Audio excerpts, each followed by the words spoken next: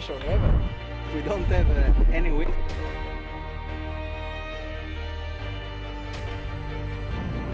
Abu Dhabi here.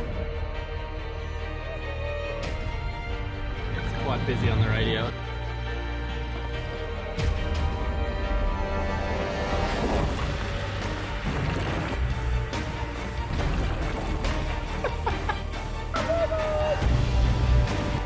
Hours time we're gonna be in front of them.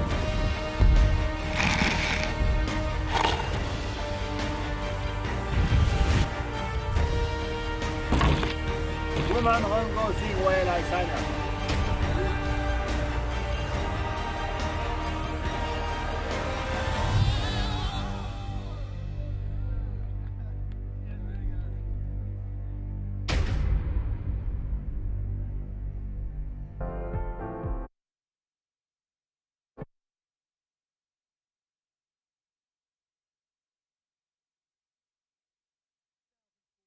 15.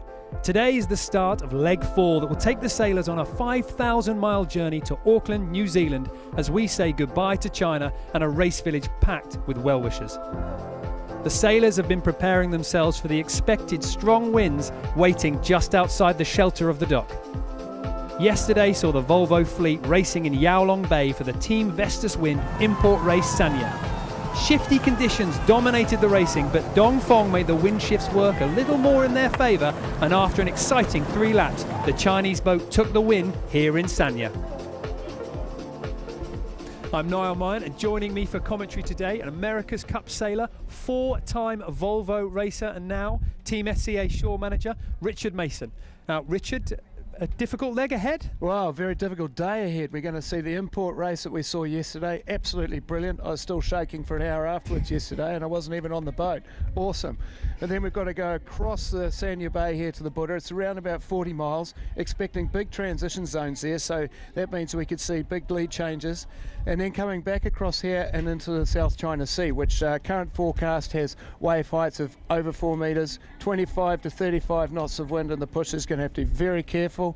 Back to life at the extreme, boat breaking stuff. So the first 50 hours of this race could pay high dividends, and we've got a long way to go. We've got to get to New Zealand. And what about your team this morning? Any nerves on show? Oh, plenty of nerves. Tough day, very tough day. Not only have you got an import race to think about, but you're thinking ahead. It's a tough night.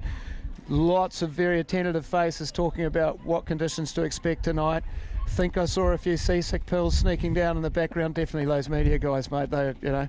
So no, it's definitely going to be a tough night ahead. Be a rough first night at sea. Yeah, it's certainly going to be a very exciting leg. Earlier today, the festival atmosphere in Sanya was bursting with local flavour as Chinese dragons led the sailors past the crowds and to their boats. The message on the shore side and the strong send-off has particular poignance for the Chinese sailors on Dongfeng. The parents of Horace were down by the boat to say a final farewell to their son. And as Brunel slipped their lines, there were loved ones on the dockside saying goodbye. And over at the Alva Medica pontoon, young skipper Charlie Enright was waving his team's owner and sponsor, Dr. Shem Boskard, who was wishing them good luck. A last-minute crew change on board Abu Dhabi saw British shore crew member Alex Higby drafted onto the boat at the last minute as a medical replacement for Abu Dhabi sailor Adil Khalid. Abu Dhabi are joined today by top Chinese golfer Zhang Lianwei. And Team SCA were also hosting a top Chinese sporting legend, Olympic sailing gold medalist Xu Lijia. And as Mafri crew member Willie Altadil prepared for his first leg on board, his father Guillermo is out in the sea in the Southern Ocean racing around the planet. These are always bittersweet moments for the teams, anxious to get back out to sea and racing, but also an awareness all round the dock that serious ocean business lies ahead, where racing will be tough and ocean challenges are often dangerous. Let's have a look at the overall scoreboard. Well, the top 2 teams can boast a podium finish on every offshore leg, and while Dongfeng is out in front, Abu Dhabi Ocean Racing is only behind by a single point. Team Brunel are in 3rd, but could very easily repeat their leg 2 win. Alvi Medica's offshore results have improved each leg with a podium finish on leg 3 that keeps them in the hunt. But Team SCA and Mafri have struggled to find their best form. Well, let's get to know the skippers in a little more detail. Charles Caudrelier, the French single-handed sailor, has managed to lead his Chinese team into first place, but only by a slim margin. Sam Davies, the Vendée Globe solo sailor, heads an all-female crew made up of some of the best female ocean and Olympic sailors. They've sailed well in the import races, but need to upgrade their ocean leg performance. Bauer Becking, 7th time racing at the Volvo Ocean Race and keen to repeat his win on leg 2. A 5th in leg 3 was frustrating for a team with an eye on the overall prize. Charlie Enright, a 5th, 4th and finally a 3rd on leg 3 shows this skipper is finding settled form with his young team as the race progresses. British Olympian and America's Cup sailor Ian Walker is looking forward to the stronger winds forecasted for the race to Auckland as he battles to assert his superiority in this race. Chris Nicholson's team Vestas Wind, they're rebuilding their boat and rejoining the race soon after running aground on leg 2, and today he'll be joining us out on the water. Xavi Fernandez, Olympic 49er sailor, is leading an underperforming Spanish team for leg 4, where they will be fighting to earn their first podium finish. Well, earlier on, the skippers gave their thoughts on this leg and the competition so far. Welcome to the skippers press conference here in Sanya. When we leave Hainan, I think we will sail into building winds and building seas. It's normally pretty bumpy. Remember from past experience in the Straits of Luzon, so I'm sure we'll encounter some difficult conditions, and one of the decisions you always have to make is how hard you push when it gets rough. We're working as much as we can to try and stay with the fleet for as long as possible. I think we've made some improvements, and I think just thanks to being able to sail within sight of the other boats, we're learning a lot quicker, so we've been trying and trying and trying. Our result in the last leg was a culmination of a lot of different things. But I think more than anything, in the second half of the leg especially, we sailed the boat more confidently from a tactical and positioning standpoint. Took a couple more risks, and we had high confidence, and I think that showed. And we were able to kind of hold on into what was a really tight finish here in Sanya. So, happy, still looking to improve on it though, and I think this leg will be, a lot different. I think I enjoy because I had to. It's no other choice anyway. So that is how we are. I'm happy to do it again, and looking forward for Iker to come back in New Zealand. And hopefully we can improve a little bit as well and try to win the podium finally. It's finally to the stage where actually it feels like we're moving forward. Everything till now has been trying to get the boat to a stage where we can start repairs. So it's a really tight schedule, but each week you feel a little bit better about it. The guys were fully motivated during the leg, and they did a bloody good job. The result was just not there. We did a pretty nice leg. We lost out sometimes, and that's we know the reasons for that, but it just goes that way sometimes. We are happy to be lead. It's a good start for us, but from my last experience, I know that the race is very long and the most difficult is to last, and I think the next 3 legs are really the key of this Volvo Ocean race.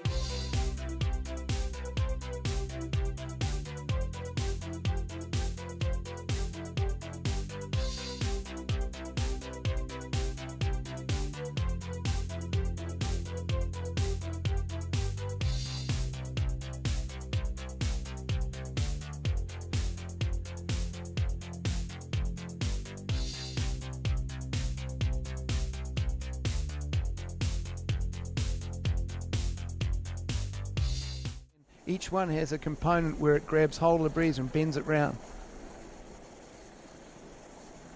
Well, there is the racecourse area in front of you. Alvi Medica just sailing through what will be the start line. On the top of your screen, you can see the white catamaran. That is the race control boat. On the bottom of your screen, just in front of Team Brunel, the white square buoy. That's the pin end of the line. Remember, this start, a downwind start. Yeah, downwind start, and something we didn't know up here yesterday was that some of the boats actually picked up some craypots out there.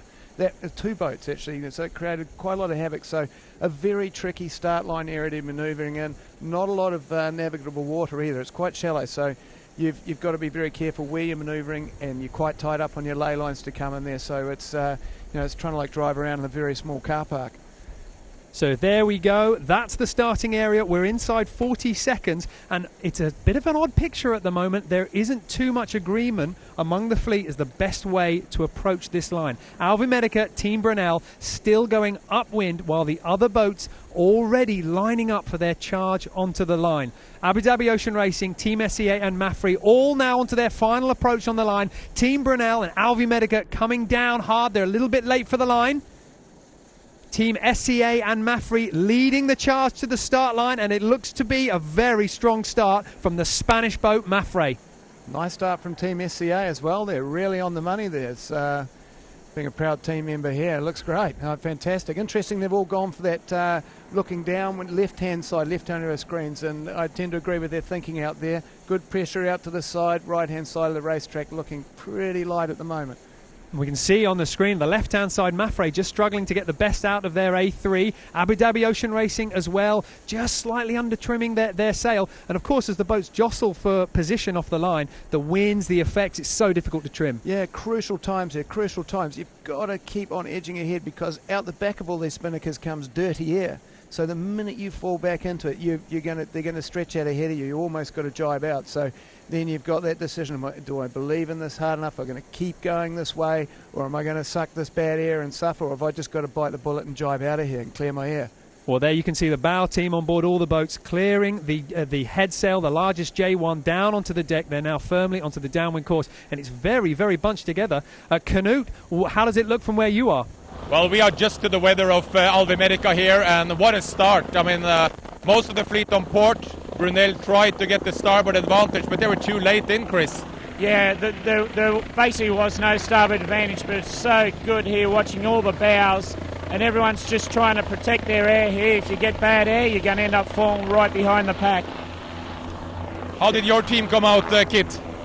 Now we're not very perfect position, but we're now on the right hand side of the fit, and then we will have a very good potential to be on the front again. Yep. We'll see. Well, Canute, it's interesting looking at the picture at the moment. You alluded to it earlier. You said Dongfeng race team, they do like to go a little bit lower than the other teams. They've got that extra mode. And actually, as the fleet were sailing there, it looked like Dongfeng were going a little bit lower.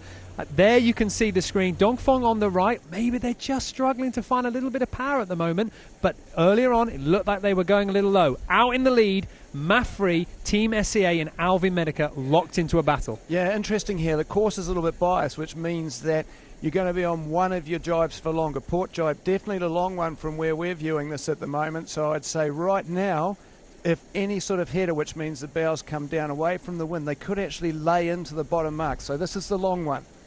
Even more crucial with your boat positioning and how you manage those bad air coming off the other boats. It'll be very interesting to see whether Dongfeng's just sailed themselves into slightly different breeze, or indeed this is a decision that they're making. They're going to get onto the low course, and somehow that's going to pay off for them tactically at the bottom mark. Doesn't look like a conscious decision to me. It looks a bit tough at the moment. There could be a bit of tension on board there, I think, right now. But a tough one, that's we're seeing the breeze sort of shifting right, and as you can see now, more pressure pushing the bows down toward the marks. Abu Dhabi starting to look pretty strong there at the moment. Abu Dhabi certainly on the charge now, coming out from the shadow of Mafre, pushing out in front. Just behind them, Team SEA. It looks like we've got three boats, Mafre, Abu Dhabi Ocean Racing and Team SEA, all locked into that potential first place. Team Brunel, bow becking at the helm.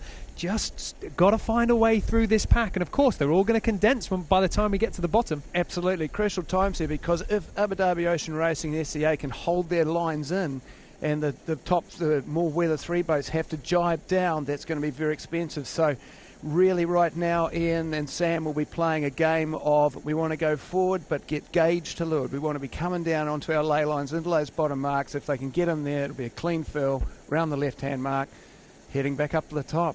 But of course, don't forget, any of the boats that are caught a little bit higher and do have to jibe to go into this mark do come in on starboard. They do. So as a tactician, you're going to have to be playing all these moves out in your head, trying to work out what's best. There you can see Bouwbekking, Team Brunel, the Dutch boat, following Alvi Medica, and then in front of them, Mafre. And Alvi Medica look like they've just closed up that distance. Abu Dhabi Ocean Racing, double Olympic medalist Ian Walker, starting to creep up. They're starting to condense a little bit here with Mafre. Now, is this Mafre coming down or Abu Dhabi coming up? I'm not sure. I think what's happened there is there's actually been even more shifts. So the boats are definitely not going to be laying down. They're all going to have to jibe. So I think what Abu Dhabi Ocean Racing will be trying to do is to get forward on them and defend their position. So it's all about moving forward at the moment. Okay, there is Mafre there in the middle of your screen, just trying to make the best of the wind. They're going to have a really difficult decision here. Do you try and attack with Abu Dhabi's charge, or do you try and defend Alvi Medica that are right on your stern? Interesting rule situation coming as well. We're all on port tack at the moment, so it means when the boats jibe, as they turn, they become the right-of-way boats. So, but you've got to be careful about jibing in the other guy's water. So it's going to be very tight down here. Heads all going up on Team SCA. Of course, there's a jibe and a fill that has to be completed. Abu Dhabi Ocean Racing going for a jibe now. So Abu Dhabi Ocean Racing obviously confident about their position on the race course. They feel like they've held the others out because, like you were saying, you can't just turn on a whim. You can't just crash into another boat. You've got to give them fair warning. Abu Dhabi now thinking, right, we've sailed them off the course. They've done their jibe over. Mafre now getting ready to do their turn. Team SCA really closed that distance down on them as well. Now you can see on board Mafre some in the background actually some sails starting to go up in some other boats. So bit of a split decision about when to get ready for this drop. Yeah, exactly. And of course, if you've got a jib up, there is a risk for the jibe. So they'll be talking about do they just jibe, fill during the jibe, and then go in with 2 sails, or do you risk having the 2 up? So it's plenty going to be happening in the last 30 seconds. And there goes SCA. Some great racing from Team SCA and Alvi Medica. Both boats establishing a slight overlap inside Mafre, and Mafre now they're in the lead, but they haven't got control of their own tactics. Now we're going to see some Abu Dhabi and Dongfeng. Abu Dhabi Ocean Racing protesting Dongfeng. That'll be for jibing in their water, I'm sure. We didn't see that exactly, but no, let's see what the on the water. Green flag. Green flag. So no penalty for that incident. The jury deciding that no boat infringed. Abu Dhabi Ocean Racing, as you can see on the track, they came up. They forced Dongfeng race team up in a big luffing manoeuvre, and clearly they felt, well, Dongfeng didn't keep clear. No, exactly. And now what they're trying to do here is to put even more pressure on them and control their jibe. A slow jibe going on here. Ian's really just trying to hold them out, and also he's trying to clear a spinnaker around there. Plenty of action coming in on the other side of the racetrack too as we start approaching the mark. Well, let's see if we can get a replay on the virtual of that instance. There is Abu Dhabi Ocean Racing coming in on the right-hand side on starboard tack. That's the right-of-way. Now, maybe they were coming in on starboard, and clearly they will be expecting at this point Dongfeng Race Team to move out of the way. There goes Charles Codrelia, the skipper of Dongfeng Race Team, turning the boat out of the way, jibing it clear. But Abu Dhabi Ocean Racing deciding, well, they obviously didn't fully clear in time. They didn't jibe early enough, or they didn't head up early enough. So that was an interesting moment there. But the jury deciding no penalty. Here we go. A little bit of a twist on Team SCA there. That looks a bit troublesome. Oh dear, that could be trouble. Big twist on board Team SCA, and we're only moments away from going around the bottom marks. So they haven't got a lot of distance to sort that out. We saw this yesterday with some of the teams. If you get a problem at the leeward mark and you have to sail beyond it, really costs you. It's all on here at the bottom of the course. Abu Dhabi Ocean Racing and Dongfeng Race Team refusing to let each other go. Dongfeng Race Team closed up into the bow just ahead of those 2 boats poking out in front. Alvi Medica now about to round the bottom mark. Big action here in Sanya, the first mark at the start of leg 4. Alvi Medica just leads ahead of the pack. Abu Dhabi struggling to get that furl underway. That could be trouble for them. They've got to get that tucked up. They can't turn up wind, so that's going to be expensive. A split. You have to say Dongfeng Race Team certainly came out of that battle better. They got their sail underway. They've now turned round the mark. you know, they survived that bout. Whereas Abu Dhabi Ocean Racing, you can see on the right-hand side of your screen how far past that yellow mark they've had to sail. And that was all to do with that spinnaker. Well, it was, and at some point you've got to say, how much am I going to tangle with these other boats? How much am I just going to keep it clean and get around this mark? You know, at some point you've got to give up. Looks like Team SCA managed to get that A3 tied it away and back down on the deck.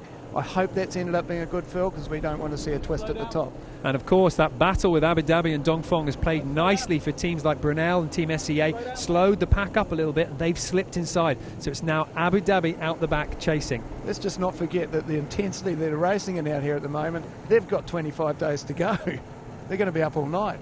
Well, unbelievable. It was very interesting as we see the split here at the moment. Dongfeng race team on the left-hand side, followed by Team SCA, Alvi Medica heading out to the right. Canute, that looked like some serious action at the leeward mark.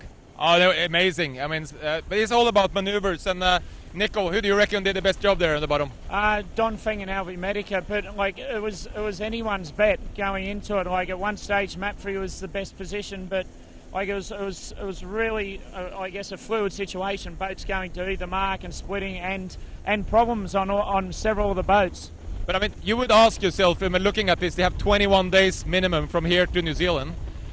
Does it really matter? Why push so hard at this little race course? Well, I think we saw in the last leg, you know, like Dongfeng had a lead early on in the race, and they never gave it up. So everyone's going to understand it doesn't matter. You may get a small break here, and that'll be enough for you to possibly even win the leg. Quite often that doesn't happen, but everyone's going as hard as they can just in case it's the difference between winning and losing. Abu Dhabi Ocean Racing just next to the commentary boat as they sail upwind, lost out of that leeward mark. Out in front, Dongfeng race team on the left-hand side, 100 metres now ahead of Team SCA. They look like they pulled out maybe an extra boat length there to get out. Canute, we're just wondering, how's Kit feel watching all of this? Kit, how do you feel? Watching your team there rounding in second place. That was a good recovery, wasn't it? Yeah, it's a really good catch-up, and looks like the strategy will same as yesterday. So hopefully we can do the same results as yesterday. It looks pretty good right at the moment. Well, in the middle of your screen, Dongfeng race team there, now in front of the pack. But of course, Richard, as we saw yesterday, if you're on a different side of the course to your competitor and the wind doesn't go your way, you could lose everything. Oh, absolutely. Interesting times here too. You've got Team SCA trying to hold up on the line of Dongfeng, not falling their bad one. Alpha Medica, you'll see they're bowed down on the tracks a little bit. They're trying to go forward. They're trying to close up that gap between Dongfeng, give it a little bit of weather gauge away to move forward on them so that they're a little bit more even. So they're very close up on the ley lines, I'd say, the Alpha Medica at the moment.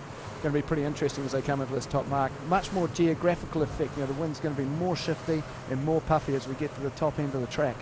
And remember, with Dongfeng's lead there, 100 metres, we saw 200 metres yesterday, suddenly just vanish to nothing as the wind shifts around. And as they sail up closer to the top of the course, those shifts are going to get bigger and more frequent. Absolutely, but you've got to wonder, haven't you, these Dongfeng guys, they must be in touch with something golden. That's, you couldn't have written the script better for their arrival, the import race yesterday, and now this. Unbelievable. If these guys can leave here, leave their home port, you know, heading out to sea in the lead, they'll have won the leg here, they'll have won the import here, and they'll have won the import section. It will be impressive. However, we've got 2 laps ahead of us. Alvi Medica out on the far side of the course, Dongfeng race team out on the other side of the course. Those are the 2 boats vying for first.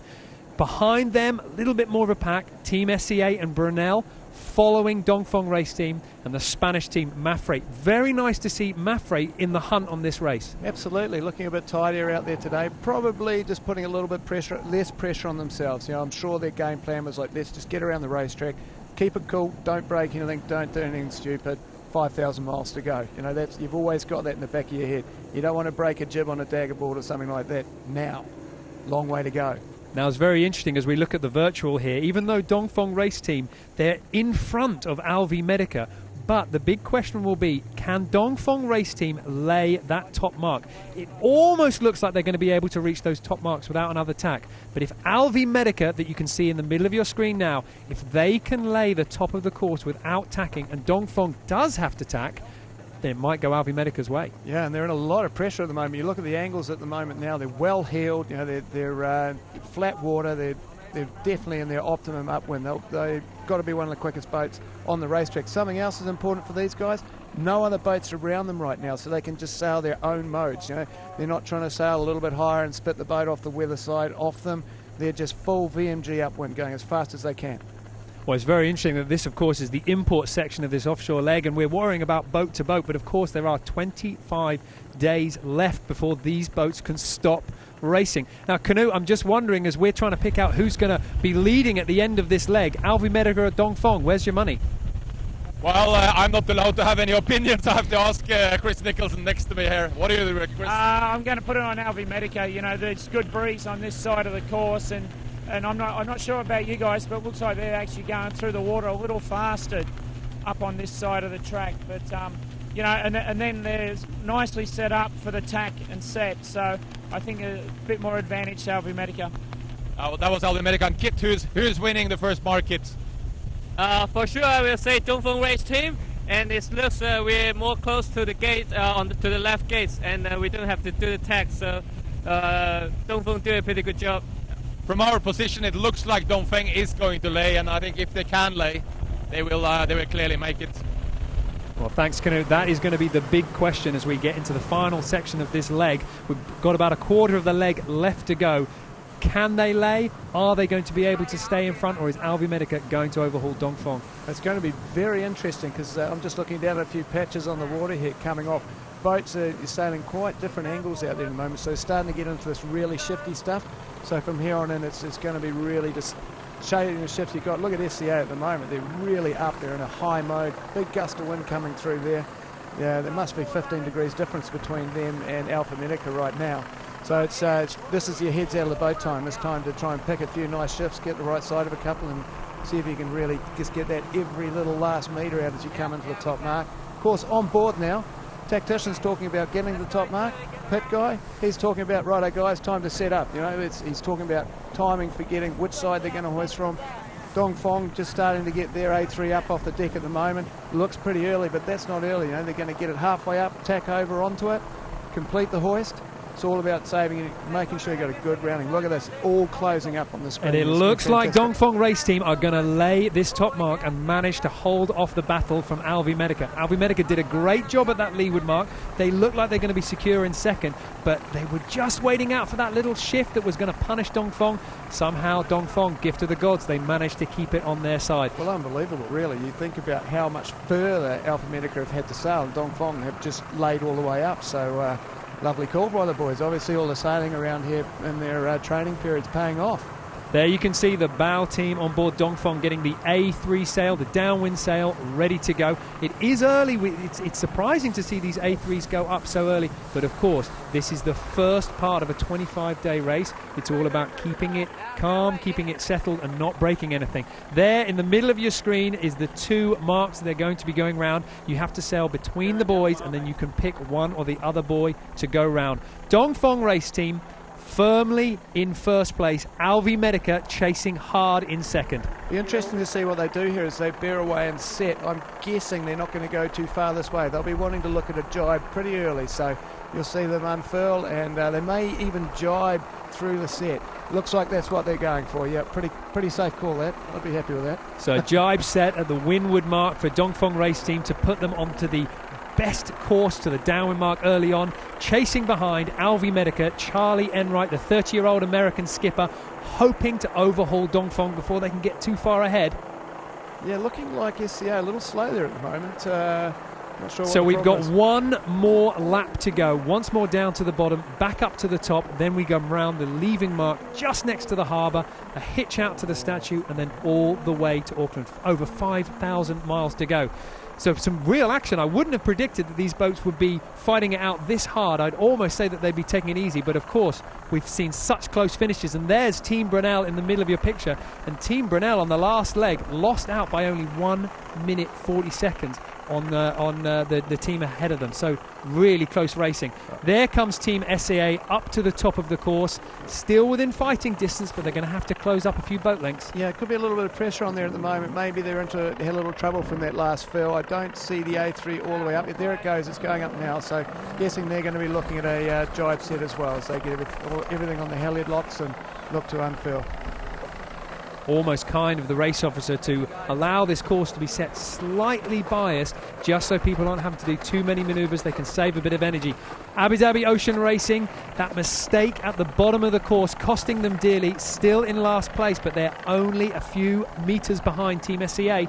Absolutely. I mean, obviously when you get tangled up in situations like that, it puts a lot of pressure on the crew work to try and, we call it crew working your way back up the race. You just got to inch your way back into it, no mistakes, rely on the guys to get you around the corners tidily, and just pick create opportunities, put pressure on the other guys, try and force them to make the mistakes, and you do the tidy work. Well, Dongfeng Race Team still out in the lead. About 2/3 of this leg left to go, the final lap of this import section. They're looking very comfortable out there. And of course, with this downwind leg, we didn't see a lot of place changes on the last downwind leg, so you'd be confident Dongfeng being able to hold it off. It might all come to play, though, at the bottom of the course. That's where the action was, at the leeward gate. Absolutely, and again, we're seeing the port jibe, the long jibe all the way down. They're going to be on this almost to the bottom of the racetrack for the next mark here. So not a lot of passing lanes when you're in those sorts of modes. Obviously when the course is more dead downwind, there's more options to jibe and play the shifts. Here you've just got to go, you pick your angles and get it motored up nicely, point it straight at the mark. Looks like they're getting headed again, the whole fleet bending down towards the mark here. Well, Canoe out in the water, I'm just wondering, what are the conditions like at the moment? Is it still shifty or is it settled down? Oh, I think the breeze has picked up. It's slightly more pressure here now, and I think the breeze has also shifted to the right. We are just next to Charles Caudrelier, and he's very relaxed. He's not trying to sail low, and he's trying to just keep the pace on. So, Nico, I think he's confident about laying the mark. What do you think? Yeah, for sure. And he's a little bit lower than the rest of the fleet, so he's in the best position possible, and a little bit of protection. I can see him now. He's just brought a bit more keel up, so the keel's probably now max, and he's going fast. But the one thing about these guys is you look at them on board, they even in import racing, they appear more relaxed. And you see it's like they have more time to do the decisions and their tactics because they're just, somehow, they're doing it more relaxed than anyone else. And the rumour in the race village has been for 2 stopovers now that Dongfeng are able to sail lower than the other guys. They're able to sail lower, soak down, and they did it on the first leg. They kind of seem very focused on VMG sailing, don't they? Yeah, I guess people pick their areas that they want to target and be good at, and they seem to have this little I guess trick in their repertoire, and they're just doing a lot of things quite nicely at the moment. I think on the way to the Buddha we're going to get some secrets from Kit about what's the speed there behind Dongfeng. Well, Canoe, I was just wondering if you could ask Kit for me, this morning at the briefing for Dongfeng Race Team, how was their mood coming off the back of their 2 wins? Yeah, how was the morning briefing today, Kit and Dongfeng Race Team? This morning, actually, we're pretty relaxed because we do a pretty good job, and we have quite confidence for the next leg. So our team director doesn't put too much pressure on the sailors, but everyone is happy face this morning. So, yeah, we'll do a good job. Well, great image there. Dongfeng Race Team in the middle of your picture, fully up to speed now with that A3 Spinnaker, pulling them down to the bottom gate. They managed to climb up to the line of Alvi Medica, a couple of boat lengths ahead. There you can see at the bottom of your screen, those are the leeward gates that they're going to come round. They're going to come round this leeward gate, once more back up to the top, round the leaving mark, and then off to the statue before heading out into the open ocean. That's going to be about 20 miles away before they can sail out into the open sea. So we've still got some very intense racing, a course that's going to keep the boats very close together. Oh, absolutely. And not far as we look out across the bay here, as they leave the leaving mark here, it's looking pretty light as we get away from the current racetrack area. So I think we could well see everybody bunching up a little bit as they get into what's called those transition zones, those areas where sometimes the winds are fighting one another and there's no wind between them. Well, second time to the bottom mark. Dongfeng Race Team now leading the fleet after that huge tussle at the first leeward mark with Abu Dhabi Ocean Racing. They've got out ahead and they've stayed there. Absolutely nice to see this too. They've done it all early. They've got it down on the deck. Okay, guys, we've got a nice lead here. Let's just get it down, get it clean, turn around the corner and start heading back. No pressure at the moment. They're looking pretty good out there. Alpha Medica closing into them. I'm sorry. Just to stop you off there. I'm just seeing that Dongfeng just coming round to the bottom of the course. Alvi Medica just behind them. Now the big thing here, Richard, what I'd like to know is, I would expect these two boats to maybe do something a little different on this leg, or do you just stay with the procession? Do you just follow? Well, I think because of the right-hand shift that Knut was talking about, and we're definitely seeing it here too, it's what we call a one-way racetrack. You know, you're going to come out to your ley lines and they'll be on a long starboard to the top here. So you just want to extend out, you want to get as close to your ley line as you can, stay between the mark and the boat behind you, and just sort of gas them the whole way up. Just extend your lead slowly. Well, here for the battle in third and fourth place, Maffrey and Team Brunel. Good to see Maffrey in the hunt for this race. Team Brunel on the outside of them. They're dropping their A3 on the left-hand side of your picture, and they're jibing. So that will be our first split at the leeward gate. Absolutely, yeah. Bao might be looking for a little bit of action towards the top there. He's actually, Dongfeng Race Team did a similar thing in the last one. So he's obviously seen what's happened there and says, well, I'll have a piece of that action. Team SCA doing a nice little takeaway this time, nice and early, much tighter than last time. That'll have some nice payback next time we go around the weather mark here. Stacey on the bow there, tightening it all up. That'll come off lock and back down on the deck before they turn the corner. Time to get your hands on the pumps and muscle that thing back on the wind. So solo round the world sailor Sam Davies, skipper's Team SCA, round the bottom mark, managing to hold off double Olympic medalist Ian Walker on board Abu Dhabi. Yeah, he might be chewing on his medals a bit out there at the moment. I think the girls will be enjoying this. Now, that's just, as we just saw that shot there on board Team SCA, you can see how hard all of these sailors have to work at the corners, grinding in the sails, pulling the sails down, hoisting them up. And in fact, Abu Dhabi Ocean Racing, that's not a good drop. That's not a clean drop. A3 still on the rig. Yeah, no, that's a very difficult thing too for the bowman, because you've got to try and pull all the weight of that sail against the windage forward into the headsail and then down, so you can see it's sort of caught in the leeward rigging there. Also, it's a brutal thing. You're coming in there, you've got to wind all the sails on from scratch. You've got to knock the runner up to 12 tons, 10 I think, and you've got to wind the main sheet on, get the jib, and everything's fully loaded, and you don't want to give an inch, so it's not like you want to unload something to make it a little easier on the grinders. It's time to grit your teeth and get into it. Now, while I've got you here, Richard, as we follow Team Abu Dhabi Ocean Racing, they're just struggling to get that A3 down on the deck. These boats have got 8 on board plus an on-board reporter, but Team SCA sailing with 11 plus 1. Yeah, and I think we're seeing that a little bit. And yesterday, tactically not brilliant, but very clean around the racetrack, and those extra hands make a big difference. And this is because it's an all-female boat, so just to equalise the amount of power and the physiological differences between male and female, Volvo Ocean Race decided you can sail with 11, and then it's an even playing field. Yeah, absolutely. But actually, I think some of the guys' teams have been almost complaining that it's not an even playing field because we have those extra hands, and they wouldn't mind a few more themselves. Well, there's Dongfeng Race Team on the middle of your screen. Charles Cordrelia, the Frenchman, out in front. A lot of Figaro experience for this Frenchman, and some people have been wondering what is the secret for this team. And in fact, going into today, they've made 4 crew changes from their winning formula when they arrived here in Sanya, and changing half of your sailing team, that is a very bold decision. That is an extremely bold decision. It's going to either show one of two things: either you've got a few sick guys on board, which they haven't, or there's a lot of depth, and that they have a well-conceived plan for how to manage the entire race. And I think these guys have put a lot of time into training, and that's all coming together for them out there. And it's a bold move to be doing something like that, but also maybe it's the style of sailor. There seems to be a swing towards the strength of the French sailing scene at the moment, and these Figaro sailors who, they're very complete sailors and individual. Well, Knut, we're looking at the images here. Looks like the breeze is good. How does it look on the water? Well, the breeze is picking up all the time here. We were just talking about how fantastic conditions we have, because it's blue sky, 15 knots of breeze.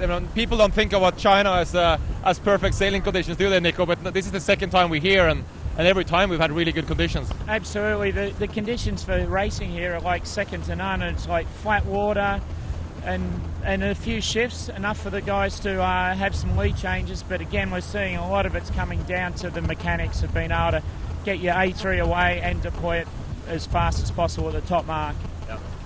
Well, Dongfeng is looking very slick, and we are discussing here, are we really seeing a sort of new trend in the Volvo Ocean Race with the French taking over? We're not going to bash the Kiwis, Chris, but this race used to be completely dominated by Kiwis.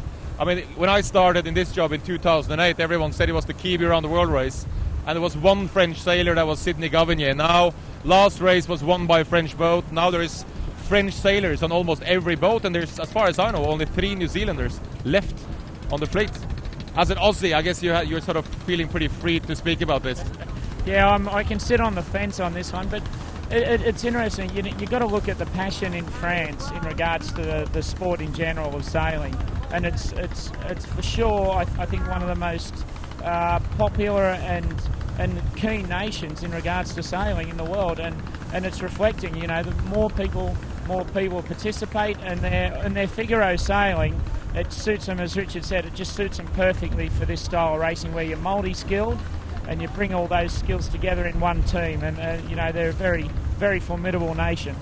And I heard yesterday from Mark Turner, who's managing the Dongfeng race team, that one of their ideas now is to take the best Chinese sailors from Dongfeng race team and put them into the Figaro fleet to make them even better all-round sailors. Yeah, and you know, sitting back on the outside and watching the Dongfeng program, you see that there's a purpose and there's a plan to everything they do, and you know, they're doing real training in regards to their Chinese sailors. It's great to see. Well, there we can see Dongfeng race team in the middle of your picture, and if you're not too familiar with the Figaro sailing, this is a single-handed, it's a relatively small boat, it's a single-handed fleet, works primarily in France, and it's hugely followed, and it's a tough competition. Oh, it's very tough, and I mean, it expands all the way up to the Vendée Globe, where you know the French sailing scene is that they're racing around trimarans, they've been in behind the spoiling, they've got the Open 60 circuit, and that's, you know, all-encompassing in these boats here as well. It's all about apparent wind angle sailing, having that in your fingertips, and your ability to be on deck and have an understanding of the big picture. You know, what else is going on around me? Where am I geographically? What's happening with the wind? How do I want to place myself to the other boats? No?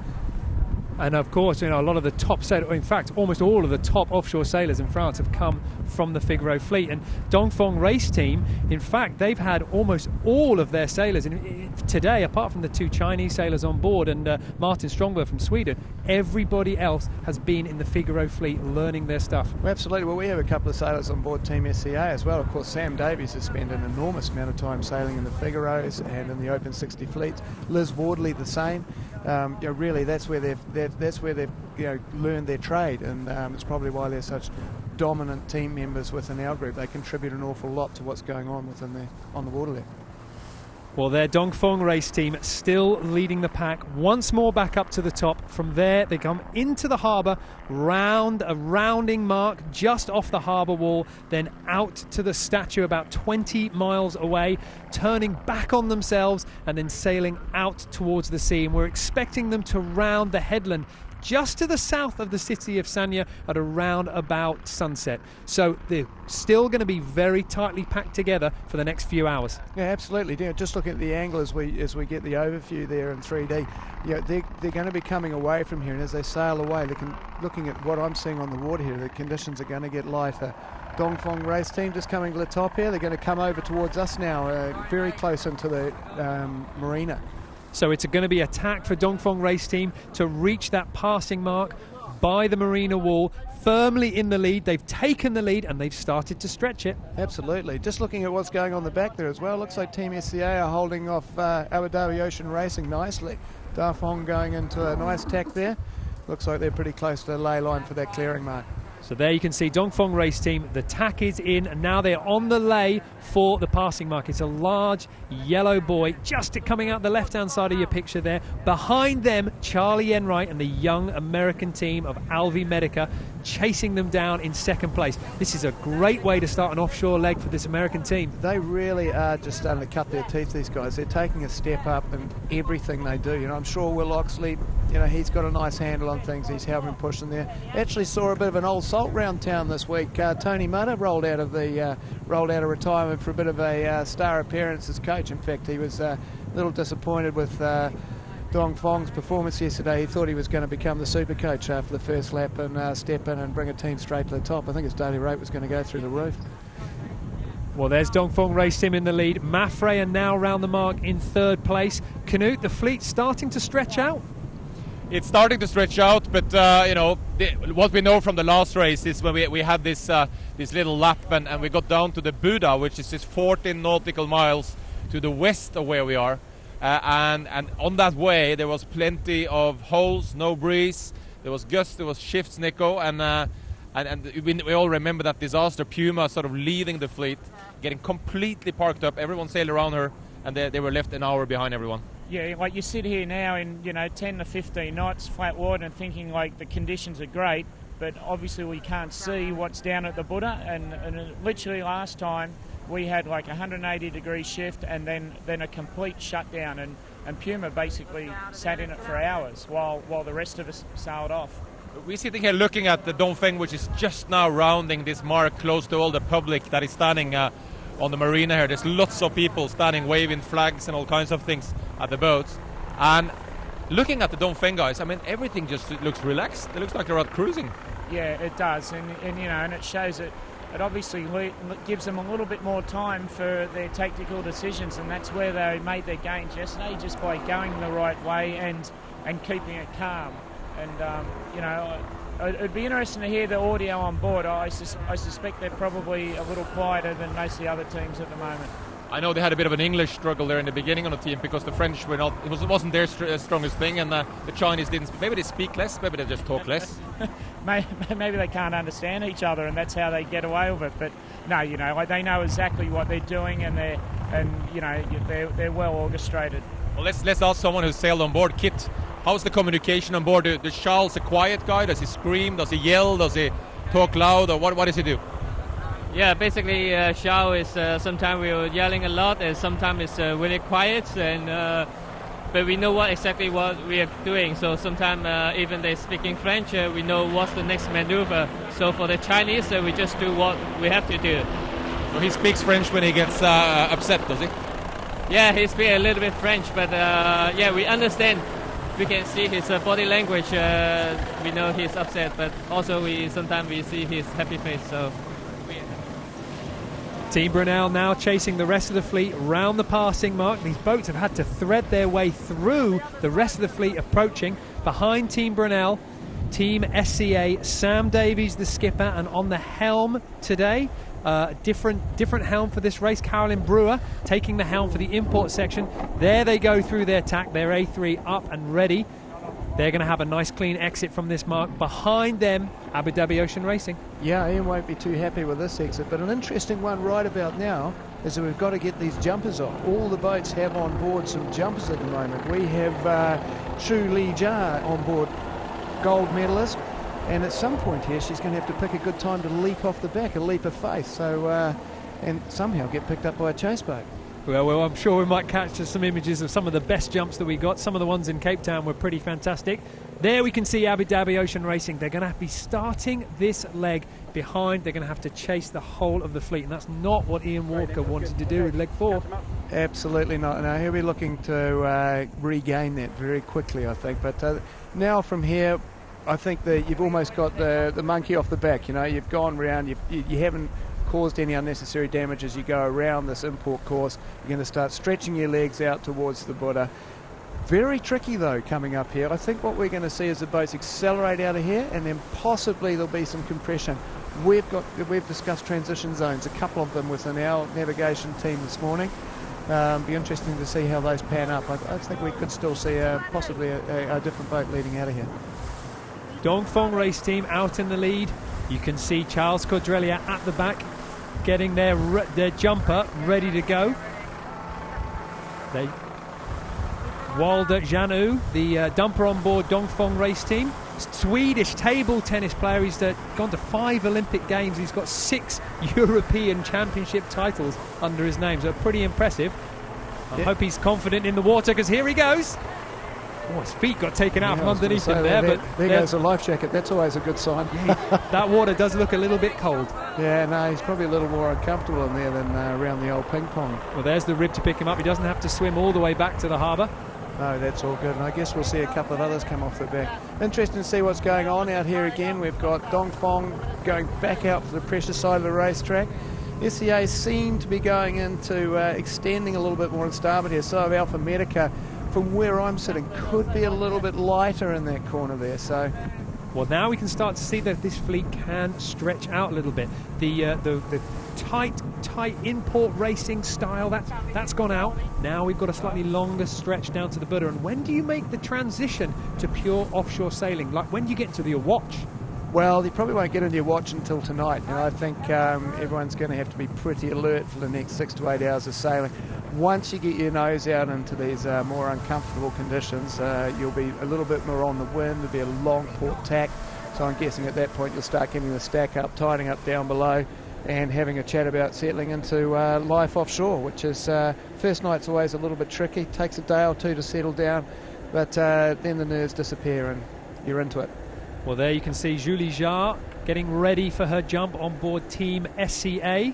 This is the radial Olympic gold medalist from China. And that's a pretty impressive medal to get. There's lots of very, very well-founded sailing nations that haven't been able to get close to that for years. So this is by no means a unestablished sailor, and I'm sure they've been having chats to her, see if she might be interested in hopping on board for a while. A very confident jump as well from the high side of the boat, not heeling over too much, but I'm surprised they don't go off the leeward side, to be honest. Exactly. It's all about the show. Maybe a bit of show ponying going on there. What do you think? Yeah, but if you win a gold medal at the Weymouth Olympics or the London Olympics, the chances are you're pretty confident in the game. And also, she was a competitive swimmer, so pretty at home in the water. Yeah, see, the coaches were quite keen to help her out of the water there. Okay, Dongfeng race team still out in the lead. The fleet starting to split. We've got Alvi Medica, Team SCA, Brunel, Abu Dhabi Ocean Racing, all out on the starboard jibe, heading over there. Team SCA now jibing over to come through. Canute, we're just wondering, how is it looking on the water? What's the feeling for the next few hours? Well, I think it's what we're seeing is that the breeze is getting more unstable. When we get it further down west here, we see more patches on the water, and already, I mean, the fleet is splitting big time here. But what do you reckon, Nico? I mean, look at Alvi Medica; they're going all the way in. They still have pressure, but is this the right move? Well, that's going to take a little while to play out. But I look at Dongfeng out there. You know, they've been in good breeze the whole way, but I'd say, you know, pretty soon these guys, they'd be having the binoculars up on deck. They'd be looking down the racetrack as much as they can, and then if they get in any doubt, they'll probably hoist the bowman up to the top of the mast so you can see a lot further what's going to happen down the track. We're just getting the last few jumpers coming on off Team Brunel. Still got a few more people to go. It's such a perfect opportunity to go and watch the racing. You get to ride out on these boats, jump off at the last minute and then get ferried in, and you're the last person that wishes these team the best. Very unique thing in this sport. You can't get in the hot seat of a Formula One car, can you? But you can get in the back of one of these boats and really get in it. It's a life-changing experience, I think. And, you know, the guys don't hold back because there's someone senior on board. The language is what it is. It's cutthroat and it's deadly out, and they really get a feel for it. Well, we're almost seeing a little bit of haze coming down the racecourse as they start sailing away from the commentary position. Maffrey on the left-hand side, but there in the middle of your screen is Bauer Becking's boat, Team Brunel, getting their pole ready to sail with that downwind sail braced on the back corner. And of course we don't see these parts of the boat being used for import competition, but offshore, Richard, it's little things like this that you start to use, and it's interesting that they're obviously deciding they're going to be settling into this course for a while. They're going to have to tune the boat for it. Absolutely. I mean, what that does is it actually pushes the sheeting angle of the sail away from the boat. It opens up the slot between the mainsail and the spinnaker, so really just lets more air come through there quicker, makes the sails more efficient. Interesting to see what's going on the racetrack here. We've got Dongfeng and Maffrey out lifted but in good breeze, and then out on the right here we've got Alpha Medica and I think it's Brunel, very headed. Actually, Alpha Medica going for a jibe. Interesting to see how this is going to pan out. Oh, and very important to remember, they've got this, just under 20 nautical mile race to the statue. From there, though, they go out into the South China Sea and beyond. And what are you expecting to see these boats doing for the next 48 hours? What kind of course would you be taking? Well, it's going to be a real mix. It's very sea state dependent. Basically, as they leave the shore here, they're going to an accelerating breeze. The sea state's going to get worse. And what you'll be doing is sort of a balance. There are a couple of adverse current areas. That means that the current's against the wind, and it makes big, horrible sea states, you've got to make the decision. Am I going to put the bow down? Am I going to push through that? Or am I going to take it easy and not risk breaking the boat? And of course, your first big decision is going to be the next few hours. We've got sunset coming in a few hours' time, and they're going to have to navigate along the shore. And Canute, what kind of actions are you going to be expecting from the boat over the next few hours? Well, we think that Dongfeng has found more pressure, and the key thing is to stay in the pressure, because it's very patchy. You have pretty big mountains here, and what we expect is that they will most likely head offshore after the Buddha. Don't you think so, Nico? Yeah, I'd say so. You know, they're just going to be looking for the best pressure, but they're also going to have had, you know, it's interesting, most of the fleet's gone out into away from the shore at the moment, and you know, they'd have local weather observations.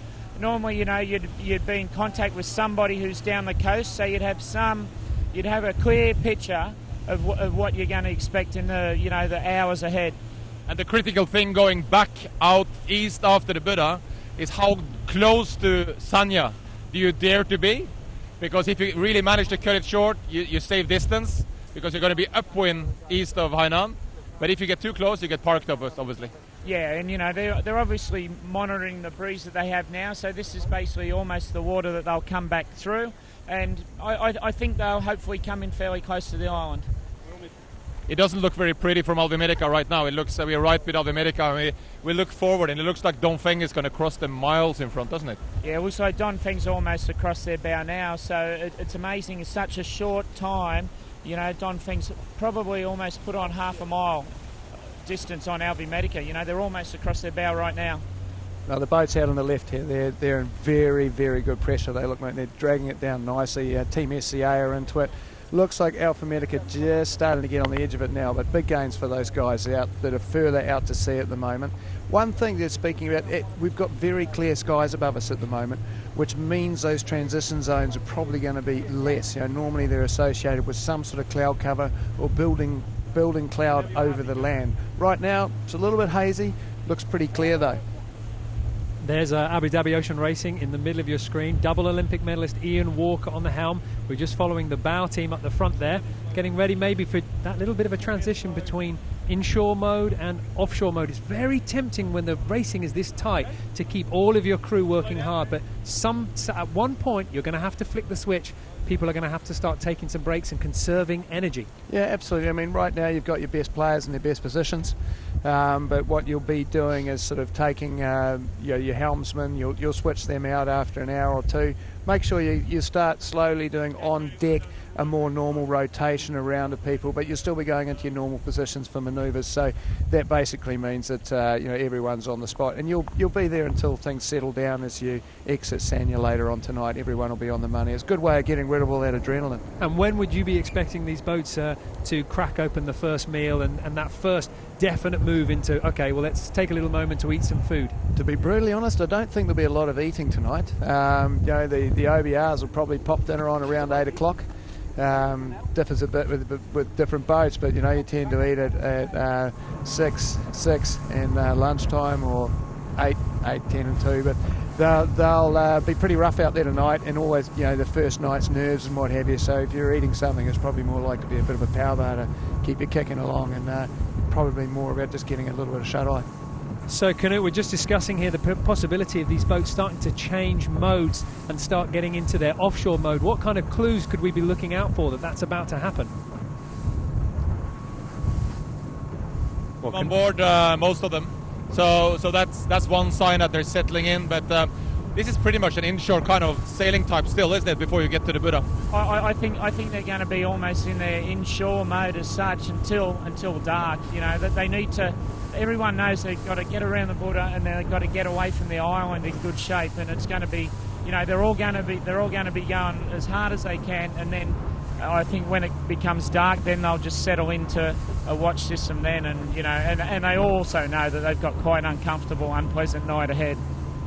With the fact that Dongfeng race team have changed 4 crew members back and forth, and now they have Pascal Bidegori, assumed by most to be sort of the brain in the navigation nav desk. He's off the boat. If they keep winning now, I mean, what does it tell you?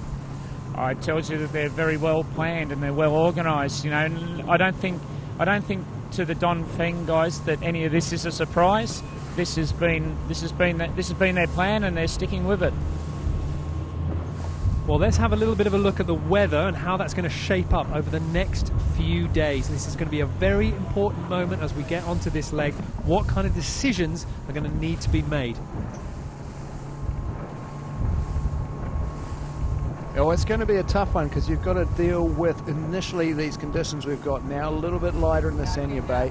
Then we're exiting out into the beginnings of the South China Sea. Big funnel effect coming down there, big breeze, couple of what we call a push, that's like a wave of wind that's going to come down, 25 knots, gusting 35, some adverse currents, and basically you're going to be in a varying sea states as you come across to the northern end of the Philippines. Now, you have to make a little decision there too. You're going to tangle yourself up on the northern end, or you're going to have a crack at the southern end of Taiwan. Ship destroying area through there. And then you're exiting out of there, you're going to have to position yourself against these tropical lows and how they're developing, and they could help you. So some very big tactical decisions that need to be made from these navigators, and they're all given the same weather data that we all have. That picture that you saw there, that is the picture that they've been using to make their decisions over the next 24, 48 hours.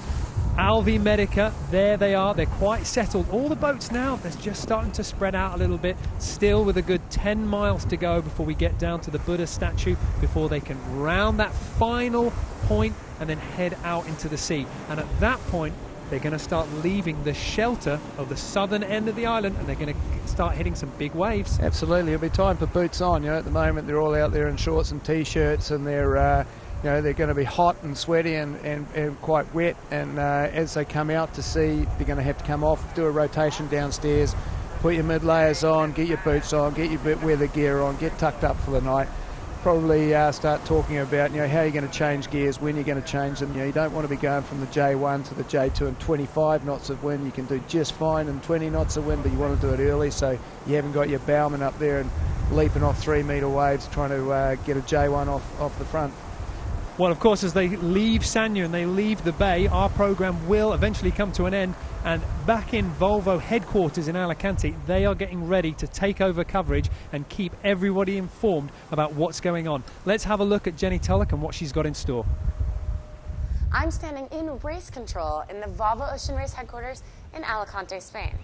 This is where the fleet is monitored while they're at sea, an especially important task on this upcoming wet, windy, bumpy, more than 6,000-mile leg 4 from Sanya to Auckland. This is also where we get a first look at the media coming off the boats that help us tell the story of the sailors offshore. So once this live show is over, you can follow their journey on our website, on our social channels, or even easier, on our mobile app, Volvo Ocean Race. There you can catch me with the latest insider information from here in race control, streaming on the app at 5 p.m. UTC. I'm Jenny Tulloch, and I'll see you tomorrow on the Inside Track. Well, as Jenny said, the best way to keep up with all the drama and the inside knowledge is to download the Volvo Ocean Race app, which puts the race right in your pocket. Well, Canoe, we're seeing these boats spreading out a little bit, and we're seeing a lot of rigging for offshore mode. How is it looking now? Are they still moving with good breeze? Oh, absolutely. We are just in front of the bow of Abu Dhabi Ocean Racing, and they are doing good speed here, Nico. I mean, they must be doing 15 knots, 14, 15 knots. Yeah, for sure. You can see the wave coming off the bow, so they're up and planing, and that's it's a comfortable 14, 15. Yeah. And the pressure looks strong the whole way here. It's good breeze. It looks like the guys who went too early down to the island here lost a bit. Looks light down there to us, and as you were talking about, this is too early to settle in for offshore mode still, and it's still an import race here.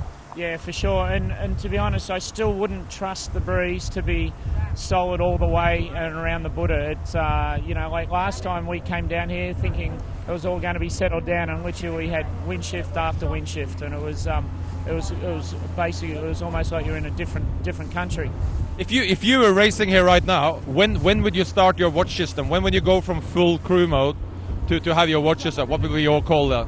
Well, the fact that it just wouldn't happen at the moment, not until I think like later on tonight. Like everyone's doing a manoeuvre here at the moment every 5 minutes, so it's just not possible for the guys to go downstairs. So I can't see anyone going in a watch system until probably dark. Team Alvi Medica in the middle of your screen, sailing along now under full power, sailing along beautifully. This wind, as they've started to sail away from the beach, the wind has really freshened up and they've been able to get into the best of it. Yeah, interesting to see they're just sneaking up their J3 there by the looks of things. So that's used as a spinnaker staysail in these conditions. That's another sign that they're starting to slot themselves into a few longer legs, not jibing as often. But that also becomes a bit of a tactical advantage because it's a bit of a telltale sign that if you're matched with the boat, that they're going to jibe soon, because you'll see them start filling up the staysail, and that means you need to do the same, if you're trying to hold them or control them. But it looks pretty close out here right now. The advantage lines are closing up. A little bit of a split going on across the fleet. I'm 100% agree with Nick. I remember when I came out here last time, we had enormous transitions, so it's still a long way to go. And of course, Canute was talking us through one thing very interesting that happened on the last edition, where you had Puma get tucked up into a little bit of a wind hole just past the Buddha statue, and of course, waited there for hours before they managed to get the breeze back in their sails and rejoin the race. So every team's going to be nervous. Oh, absolutely. I mean, I distinctly remember that happened. They parked up and we thought, perfect, we're not going over there, we'll go around the other way, and that turned into an hour advantage, and that actually in the end sent them thousands of miles around as they went north, because they were just hours, sometimes half an hour can make the difference between one weather system and the next as you come away from the land. Here goes SCA going into a jibe. Let's see how they go. Looking pretty tidy there. Yeah, now they've got the space, they haven't got a lot of boats around them, you can take your time, you can get the timing on your jibe perfect. Canute, Chris, Kit, we're just wondering, what are your final thoughts before we go off air? Well, Kit, we are just chasing Dongfeng race team here. I mean, they're up in the lead. And did you ever train and sail to the Buddha? Yeah, not before, but yeah, we love to do this, and I'm sure the guys will enjoy the way to Auckland. Yeah. Well, looking at the boat in front of you, I mean, that's your team, and you just won the last leg on board Dongfeng race team. What are you thinking? What do you think right now? Yeah, for me it's a bit disappointed for me because I cannot do this leg, because I really want to keep going. But unfortunately I cannot do it, but I can see all the boys, they do a pretty good job, so I now really happy for them. As long as they're leading, you don't mind?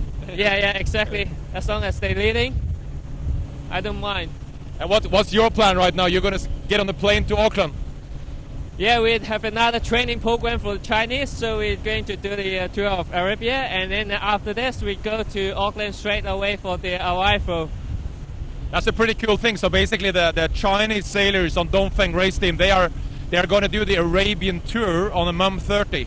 So they're going to keep racing, right, during the leg and keep improving. It's a very impressive program. I mean, everyone is just doing something with sailing all the time to get better.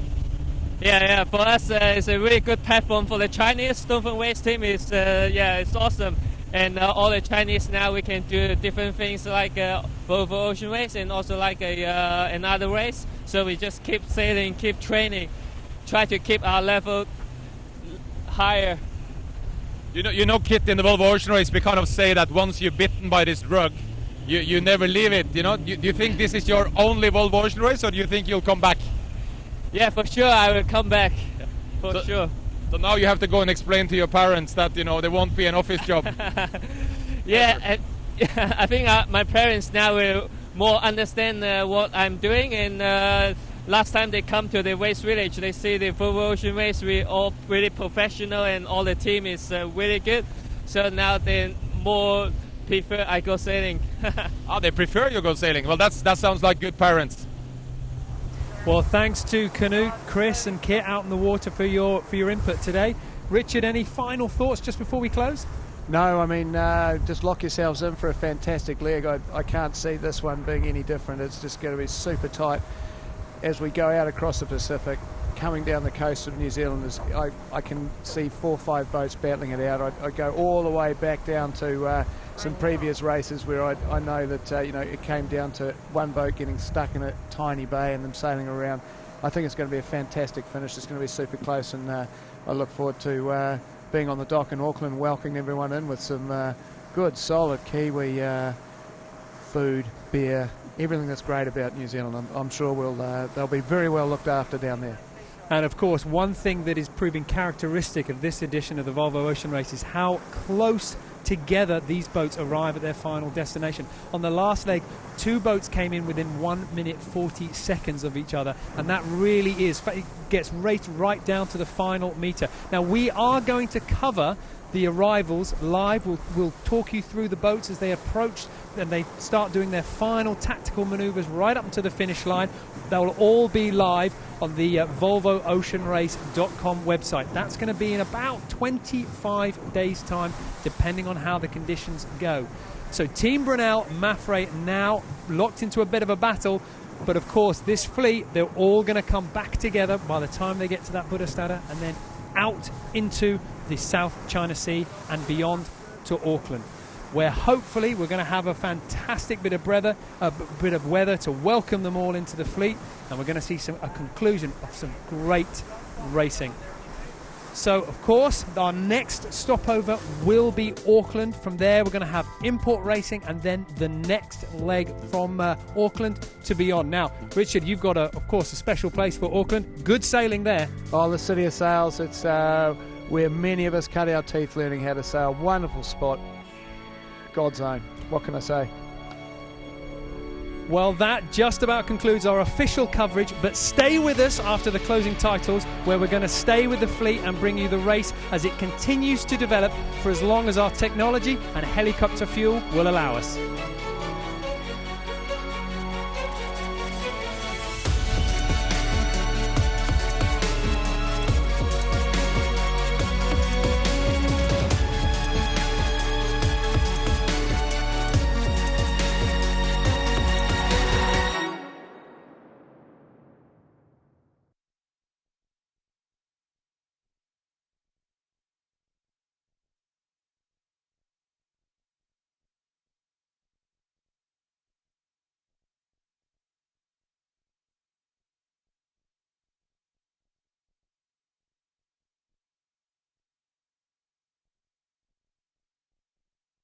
Well, staying with you, here we are. This is the unofficial coverage for the Volvo Ocean Race 2014-15, the start of leg 4. We've concluded the import section of the race. The boats are now on their way in the 15-20 mile drag race down to the Buddha statue that stands in their way before they head out to the South China Sea and beyond.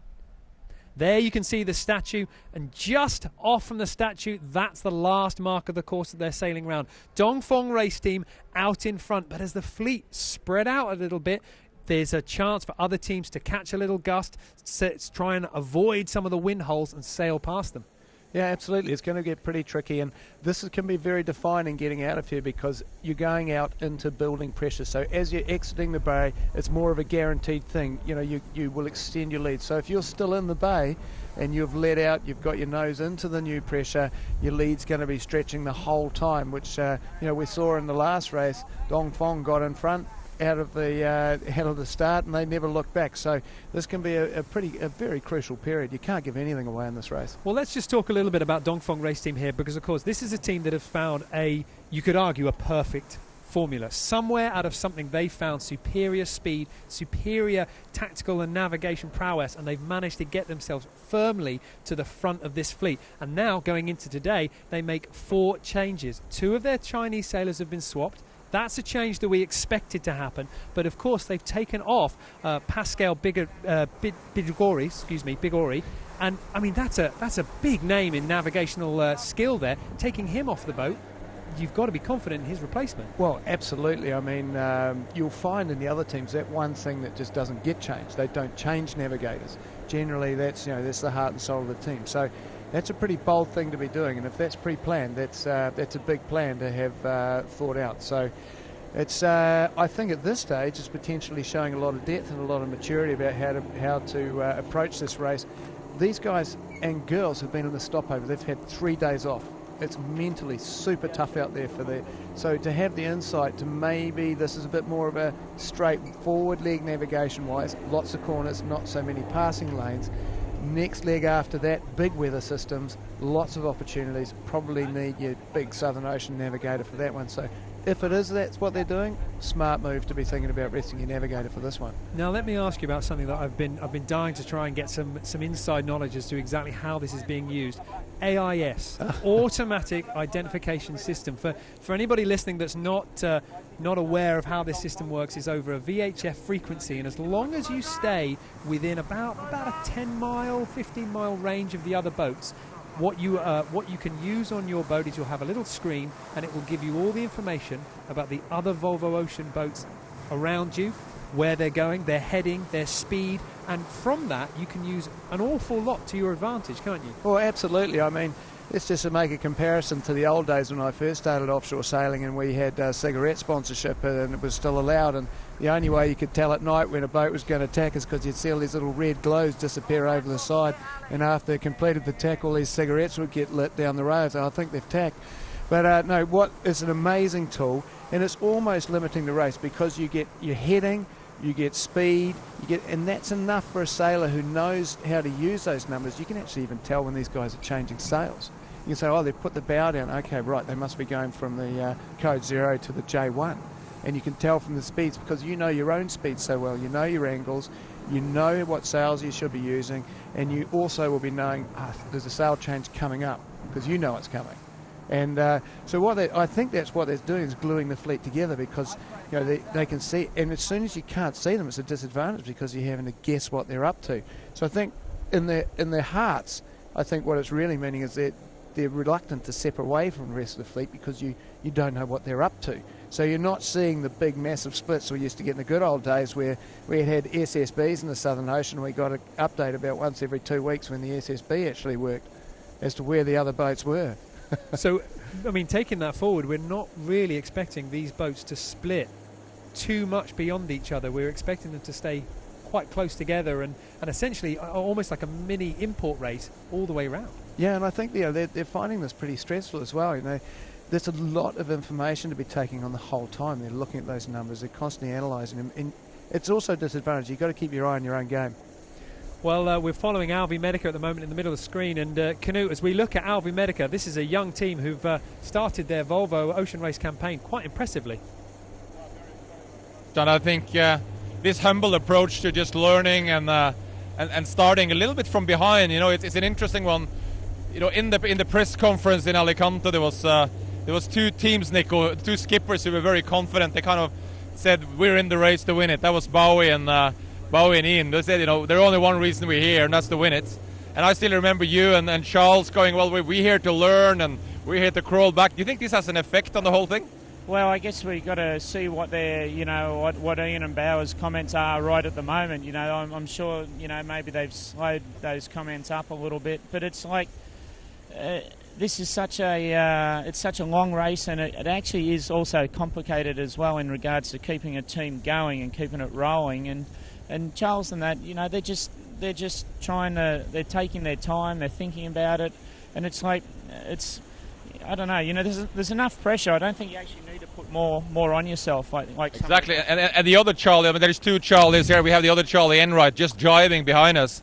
I mean, he's been pretty clear from the beginning as well that, you know, he's young, he's new, he's a team that's kind of here to learn and to get better. And Brunel is trying, Bowie there, the experienced guy, trying to roll the young guys. But it must be, I mean, an advantage for a team to feel they're attacking rather than defending.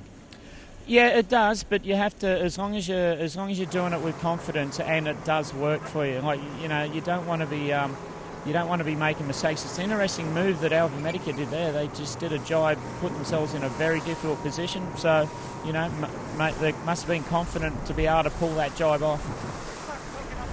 Well, in the middle of your screen, Team Brunel, Bauerbecking, 7 times he's been at this Volvo Ocean Race game. He has taken the windward position over the top of Charlie Enright, 30-year-old skipper. I mean, they're really two sailors coming at this from completely different angles. Yeah, absolutely, and I think there's definitely an element of you know, having the young guys, having that young blood on board. Interesting though, you know, Brunel, they have quite a mix of guys there. They do seem from the outside to have a good, strong team atmosphere. But there's something to be said, you know, if you look at the team build-up of Abu Dhabi Ocean Racing, in every position on that boat, you've probably got arguably one of the best guys you can possibly have. Volvo Ocean Race veterans, they know what's coming. But there's definitely something to be said for having that young fella. He doesn't know what's around the corner. Usually the butt of all our jokes, you know, they're the ones who get the mickey taken out of them the whole time. We give them a tough time. But that's an important element to have in the team because you live vicariously through them. And sometimes they're the ones who don't know to be scared when they should be scared, and they give you that little bit of an edge. So, you know, there's a lot in it. Well, of course, we always talk about Albi Medica being the young team, but it's very important to remember they've got Will Oxley on board, who's you can't particularly call him young. This is somebody that's come to this boat with years and years of experience. Well, I'm quite happy to give old Will a plug there. You know, he's not that old. No, but he has a massive amount of experience, and he's far from young, but. You know, you need to have an anchor in every team, and you know, I'm sure that at times he pushes the guys hard and he lets them open the throttle up, but every now and then I'm sure he lets them know when you should probably just pull it back in a little bit, and seamanship is the priority tonight, boys. You know, but they will have their element of drive in there, which is great. And there's a lot of hunger there. I'd sail with two of the guys on board there, Dave Sweet, and both these guys are on board Sanya. They had a lot of drive. They're dying to get around Cape Horn. Well, there we can follow Maffrey at the moment. They're in around about the middle of the pack at the moment. Some of the boats taking a much more southerly route. Some of the boats deciding to stay next to the land and potentially losing out a little bit of breeze. Maffrey there, they've got that staysail up that you were talking about earlier. And Maffrey, this is a team that they've struggled a little bit, haven't they? I mean, how do we, how do they get back from this? How do they get their Volvo Ocean Race ambitions back on track? Well, I think you just got to get your feet on the ground. You know, I think they've got a player in there, Rob Greenhout, who came in the last leg.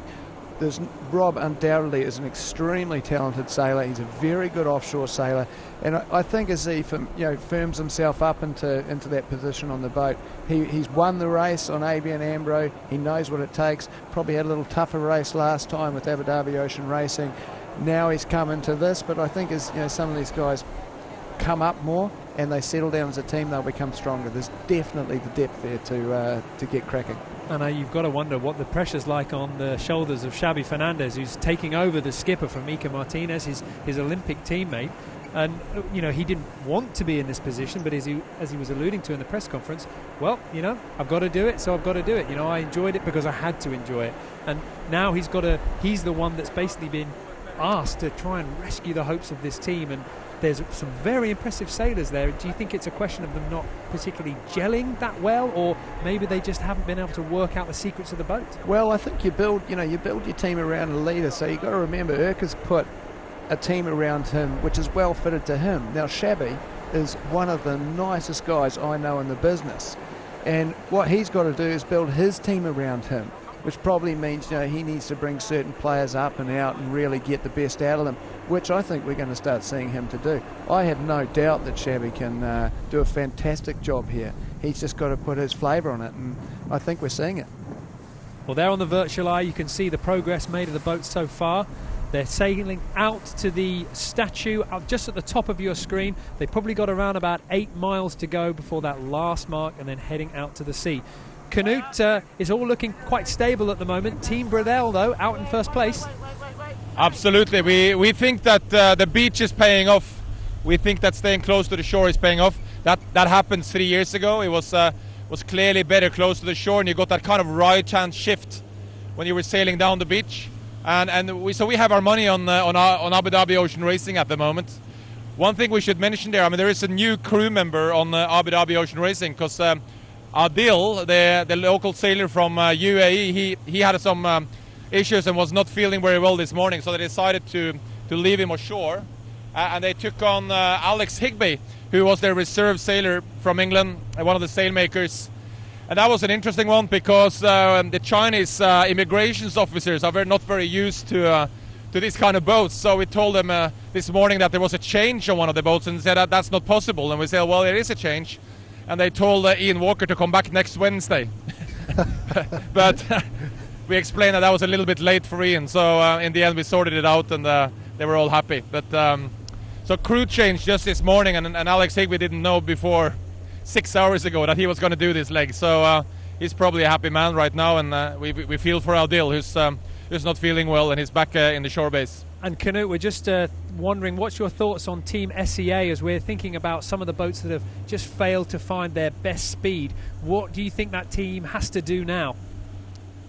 Well, I mean, they obviously have to make no mistakes. I mean, the tricky thing when you're behind is that you start thinking about, what can you do smarter than everyone, and then you make even more mistakes. But I think the question is whether they are in the right place or not. I mean, we quite often get this question because the all-women's team on SCA are obviously showing a lot of potential. Sometimes they're up winning import races. They've been doing very well on some of the legs. I mean, all the way from leg 1, they were leading at the Gibraltar. But there's obviously experience to be gained. And Nico, what from your side? I mean, you're another skipper, and how do you look at Sam Davies and the crew? Where do they have most to gain? I think they need to work out where the problem is, and it's possible that it's speed. But if it's speed, you're going to have to get yourself beside the other boats and prove that that you are faster or slower. So you see even right now they're quite removed from the rest of the fleet. If it was me, I'd just be trying to work it out, prove it. Are we fast? Are we slow? And then and then start to react to it, and then look at the other teams and make the changes that you need to do to try and improve your speed. Yep. But the potential is definitely there. Oh, absolutely, and I think especially this leg, it's a very good leg. I think for them, they have more weight on board with more crew, and there'll be a lot of jib reaching eventually. And I think this is a good one for a much sort of longer term view in terms of how you set the boat up, less manoeuvres, and I think this could be a good leg for them. Well, Richard, we're talking here about Team SEA. Of course, this is your team, and they came into this race with a fantastically impressive CV. They're great sailors. Are they where they want to be, or do they feel like they're moving in the right direction? They're making progress? Oh, they're definitely moving in the right direction. I mean, sometimes the scoreboard doesn't tell the whole story. They won import races. They've led coming out of Gibraltar. They were miles in front. Experience, I don't actually think, I mean, I know the numbers and I know exactly what's going on. They're generally quick enough. I think what we're lacking a little bit is just some of that fingertip experience that comes with time. When I got to cut my teeth, I was under the guides of Neil McDonald and these sort of guys. So, I got to learn off those guys. Super experienced. The girls have had to go out there, and this is what we're trying to do with this team. You look over to guys like Ian Walker. He's in his 3rd race, very experienced, gold medals. You look at the CVs of the guys out there. It's up there. Well, let's go over to the other end of the spectrum. We've got Abu Dhabi Ocean Racing, double Olympic medalist Ian Walker, the skipper of that team. And this is a team that came into this edition of the Volvo Ocean Race with one goal: to lead, to be first, to almost, you could say, to dominate from the outset. Now, they've had some great results in the races so far. They've always been on the podium for the offshore. However, they're not out in front. They're tied for the lead almost with Dongfeng Race Team. Do you think Ian Walker's where he wants to be? I don't believe so. I think he would have liked to be asserting a little bit more dominance on the race at this stage. But I think here you've got the underdog, the power of the underdog. We experienced that with E3. Total unknown, came into the race, ended up winning legs we weren't supposed to. And this was what's happening here, I think. You've got Dongfeng, they're going every rung of the ladder. They're going up and up and up the whole time. Ian sort of put himself up there, and he's got to find ways to go further and further up. But mark my words, they will. Those guys, there's some pedigree out there. Well, Canute, just thinking, I mean, back in Alicante, a lot of people would have pegged Abu Dhabi Ocean Racing to be the standout boat, potentially, the overall leader from very early on. And, do you think they're where they want to be? Oh, that's very, very early, So far, we've had a different winner on every leg, and we've had a different winner on every import race. So who is dominant and who's not dominant? It's just too early. I mean, we made that mistake. We always make that mistake to predict the winner, and then you go wrong. And last time everyone was laughing at Frank Camas in Alicante, like he did a pretty poor import race, and then big mistake on the first leg going too close to the African coast. And in the end of the race, he was laughing his head off. He was way ahead of everyone. And even though today it's not about developing your fastest boat as much as it was then, it's still a long race, and it's still about keeping your team together, keeping improving all the time. And I think it's too early. What do you think, Chris? I mean, you've been there so many times. Is this a time to sort of judge this, or is it way too early still? I think it's too early, but I'm quite sure Abu Dhabi's very comfortable with where they're at the moment to be second. And they've been, if you look on the race tracker, they're always there. They're always with the leaders. They're never too far from the pace, so they're consistent, and they're always on the podium. So, I think they're still possibly still the favourites, even though we're seeing Dongfeng in the lead overall. And what about Team Brunel? I mean, Bowie was very clear in Alicante. I'm here to win. This is my 7th race. I haven't won it. I have to win it now. Yeah, you just, if you want to give yourself more pressure, like, of course everyone wants to win, and you have your own thoughts, your own views on it, but it's just whether or not you're the sort of person that wants to advertise it to the world or not. But you sail with Bowie. I mean, don't you think he's one of the favorites still? Yeah, I do, but I still look at the guys on Abu Dhabi. I think in my books, I think they're still one of the main favourites. And then of course the Dongfeng has been a surprise, but they've done it in a consistent manner. So therefore, it's no longer a surprise anymore that they're up there. Let's see when we get to New Zealand if we still have the same opinion. To be honest, I think the good guys are still going to be going well, and it is one design racing, and people don't think that there'll be any speed differences, but we're seeing some of the teams have their own good areas, and they are faster in certain conditions, and at the moment Dongfeng seem to be the one that have the best handle on their speed. There in the middle of your screen from the virtual eye, you can see the split that's developed with these teams. At the back, Team SEA, Mafre, their speed's a little bit down. Out in front, up at 14, maybe 15 knots, Team Brunel and Alvi Medica. Team Brunel look to be starting this leg quite strong, and it's very, very important to remember that they had that horrendous sort of gut-wrenching finish of coming into Sanya, where they lost to Mafre by just 1 minute 40 seconds, and to finish such a long leg and be losing by just such a small margin to another team, that's pretty bitter pill to swallow. Oh, for sure it is. But I think, like Bauer said in the press conference there, he was very happy with the way the team had sailed, and he thought he'd sailed a good leg. And I think that's a lot, in what Nico's saying there, that the key to this race is being consistently at the top.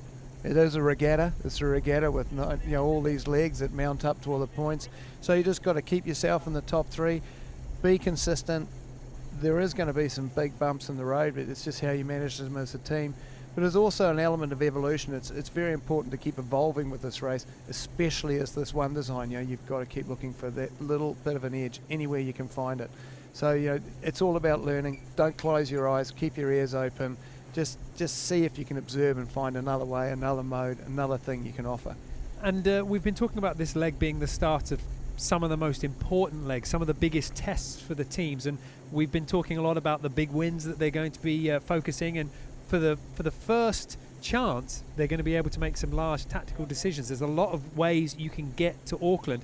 Do you think we're going to see some different skills being used, maybe some other teams using that to their advantage? It's their chance to shine? Yeah, I mean, at the top it's so close, so I think there's still going to be this element of the rubber band. They're not going to want to leave one another, but as some of the back flaggers, they may look at a split as an option for them to really get around the boats that are in front of them. So we could see that coming up. Certainly in the leg from Auckland to Itajaí, you'll see that one for sure. But it's just so tight. I mean, really, the rubber band effect in this fleet's unbelievable. And of course, that has something to do with the fact that this year we're using the Volvo Ocean 65. It's a new boat. It's one design, and I mean, you're the shore manager for Team SEA, so you know better than anyone else just how closely these boats are scrutinised, and everything make sure that everyone's equal. Oh, absolutely, to the nth degree. I mean, if we want to put a bit of lashing or a bit of sticky bait downstairs, we've literally got to check it, especially if it creates any sort of performance function. It has to go through a VCA. It's a very strict process. So we have inspections. Yesterday after the boats came in, they were inspected before they left.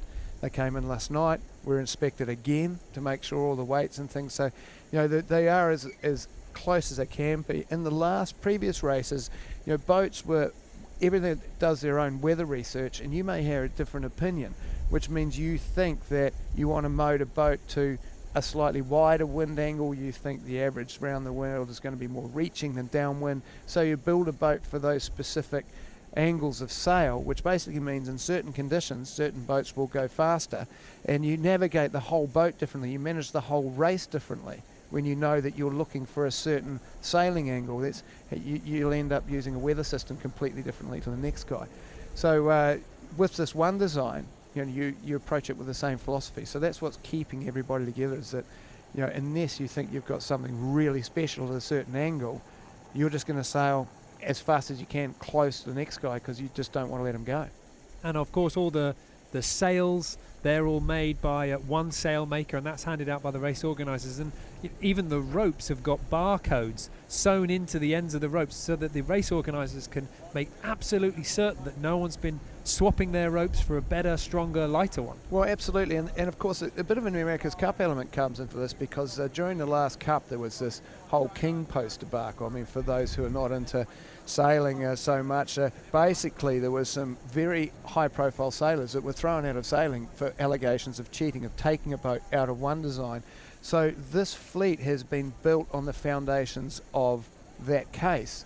So those of us who are professionals and our livelihoods are at stake in this, there's absolutely no way that we're going to muck with these boats. The last thing you want to be labelled in international sports is a cheat. So as a shore manager, my biggest worry is that for some reason the boat would fall out of one design, and that could be that I've got a bolt that's slightly different to someone else on board. So I'm pretty strict with the guys. If anything happens, I need to know about it, and if I'm unsure about it, I'll check it with the governing authorities. So there's very much a self-governorship within this fleet of people that are, we're genuinely trying to keep them all the same. The interaction between the teams is unbelievable. We hardly spoke to one another in previous races, whereas now you'll get shore managers sort of having a chat. What do you think about this?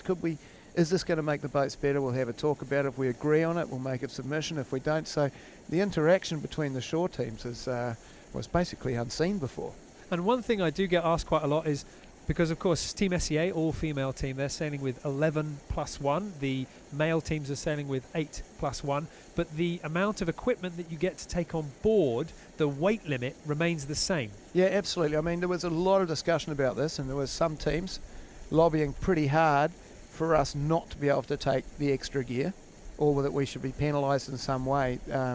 But really at the end of the day, it's not a huge difference. So the rule is actually written so that we can take the extra jackets, the extra harnesses and what have you, but we actually take less food because the guys eat more. I don't know if you can actually believe it, but our day bags are less than the guys' ones are, because the guys just eat that much more. Well, I'm always quite intrigued as to how these sailors can keep eating rehydrated food and everything else for 25 days when you're putting your body through such torture. That's pretty hard on your stomach. Well, the language that I could use to describe it is not for unfit ears. So basically, it is very brutal. In fact, it's come a long way. Put it this way: since I started racing around the world, man, oh man, the old prune duck dish, they could damn near take the hatches off the top of the boat. It was not well appreciated. The food's got a lot better. We seem that the body metrics, we set ourselves up much more for this racing. So we will condition the bodies to being a little bit starved before we start racing around the world. So our girls have very much the body metrics. They're much similar. They're managing the whole thing much better. It's very scientific. Before the team leaves for every leg, they have full body metrics done. When they arrive, there's full body metrics done. We monitor them the entire time to make sure that they are in peak condition all the time. And if something needs to change in their diets, we'll change it for them to make sure that they're able to keep going out there and doing this time and time again. But it does take 9 months to come off the horse. Generally, what happens to round the world sailors when they finish this race is you walk into a supermarket and you try and eat everything. So you get, within a few weeks you're getting a bit tubby. But you've got to be a bit careful of that. It takes about 6 months for your metabolism to correct out, because it actually stores fat.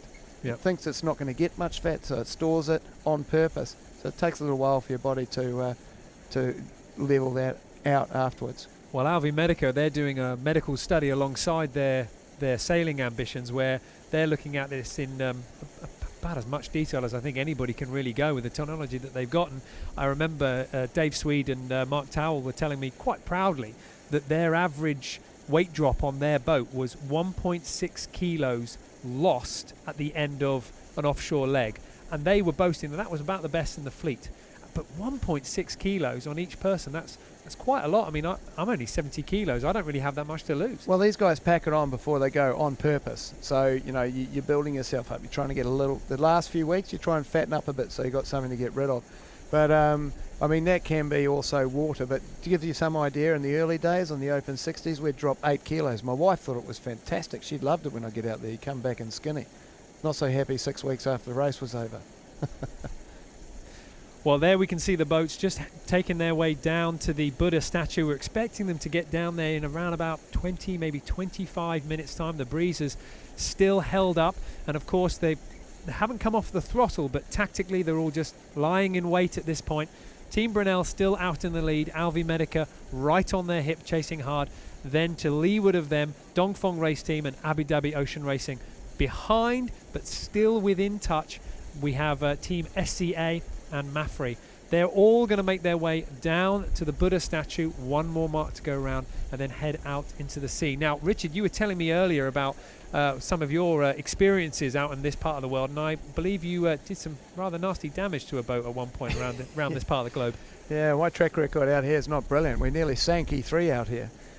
We'd been through, we beat up in that race. We came up from Singapore and we're going up to Qingdao.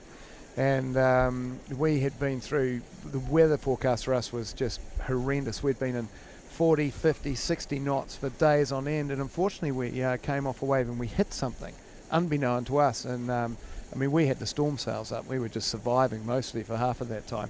But unbeknown to us, we actually punched a hole in the front of the yacht, and we didn't know it until we went off watch. We'd actually broken the mainsail during the night, and we're taking it off to put it downstairs to fix it. And as we went downstairs, I thought somebody had left the seacocks open in the toilet, so I stuck my head out the hatch and sort of, which one of you had left the seacocks open and flooded the boat?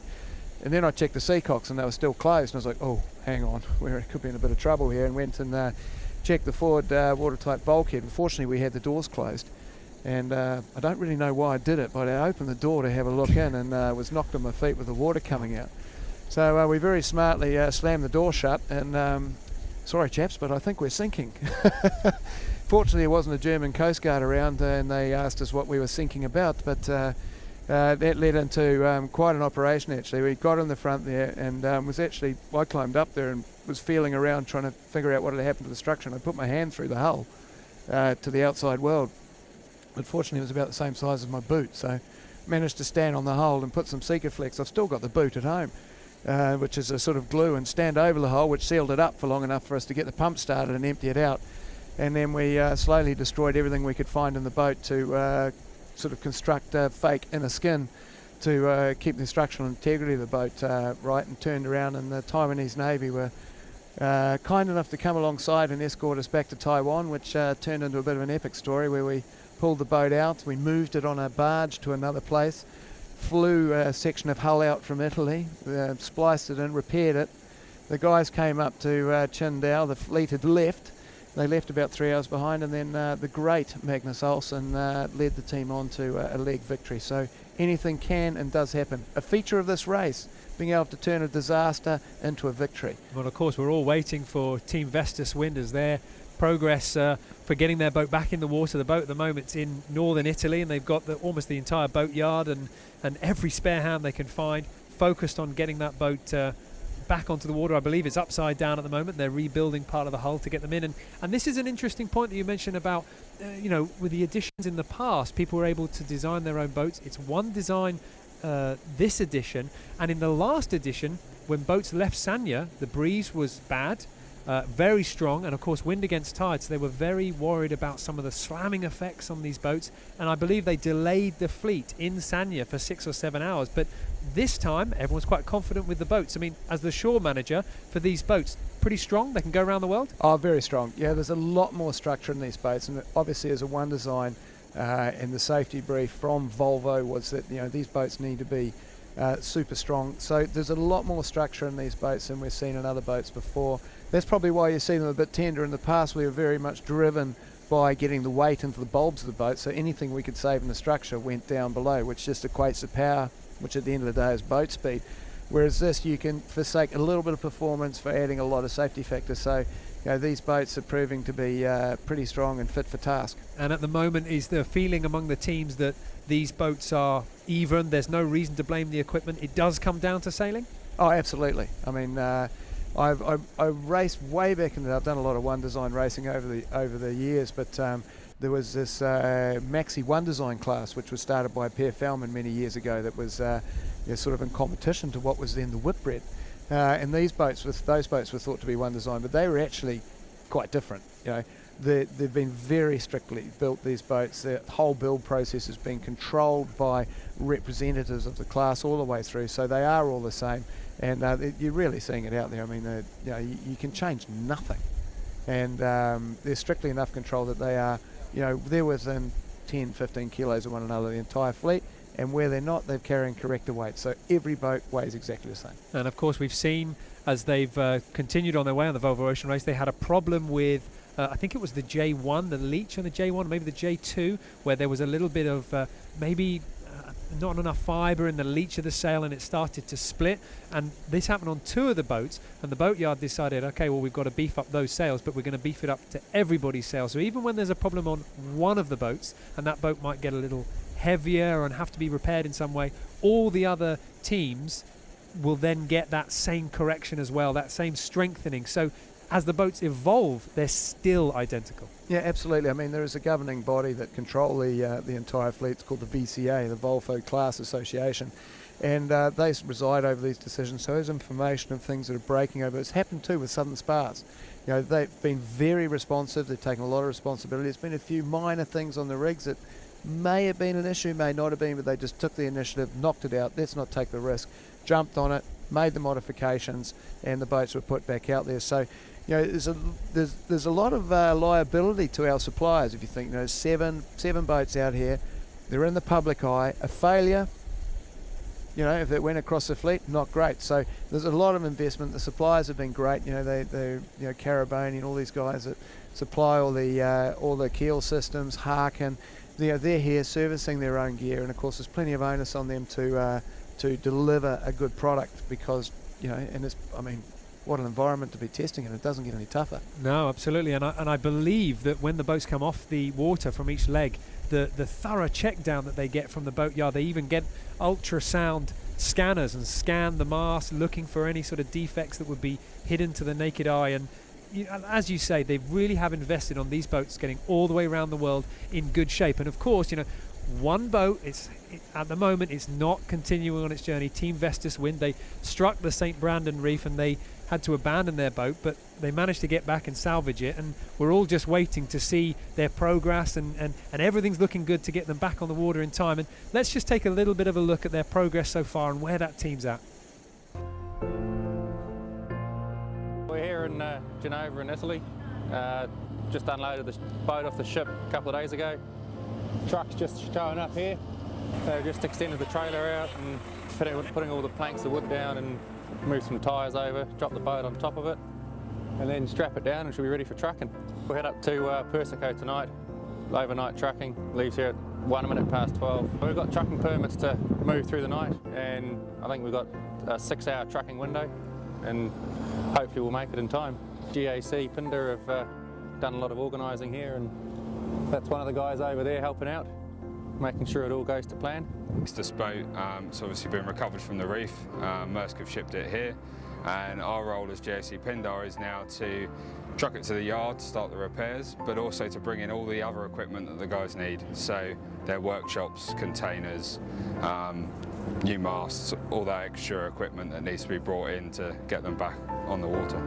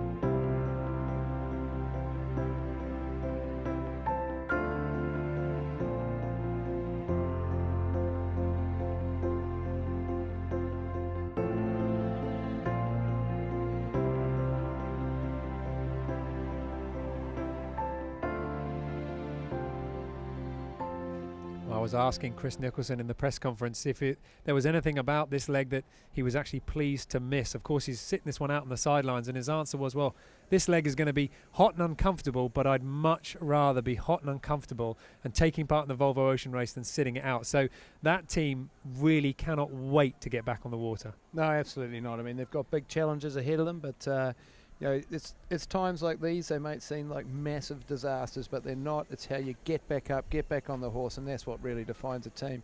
Nico, great leader, has a huge amount of respect in amongst the greater yachting community, and if anybody can turn this around and get that boat back out on the racetrack, I'm sure Nico and his guys can do it. They're they're a great bunch of guys. They're well experienced in dealing with glitches and hip-ups that this race can throw at you, and it'll be a great achievement to see them back out there. It was interesting, just after the incident, one thing that was coming off the boat that was perfectly clear, from the mouth of all the sailors was, Chris Nicholson, the skipper of the team, couldn't have handled that moment better. Everybody felt safe, secure, they knew what they were doing, they were dealing with the situation, and as the Volvo Ocean races progressed, that's one thing that's always remained the same. You have to have good skipper, good leadership, and if you look back to the 1973 Whitbread, when the Volvo Ocean Race was referred to as the Whitbread Round the World Race, that was won by Ramon Carlin, and there's a great story there waiting to be told, and in fact I think we've got a promo for the film that's being made about his story.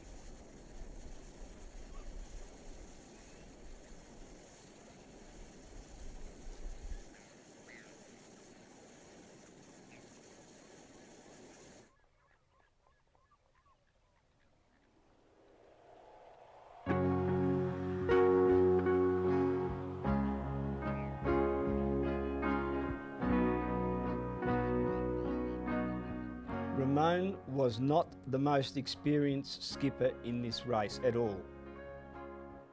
Los periódicos ingleses pues nos hacían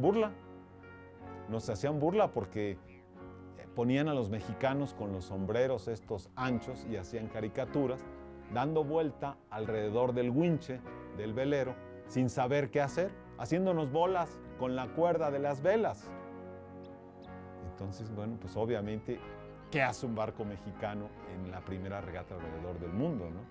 ¿Y qué hace un barco mexicano en contra de la tradición de cientos de años de marinos ingleses?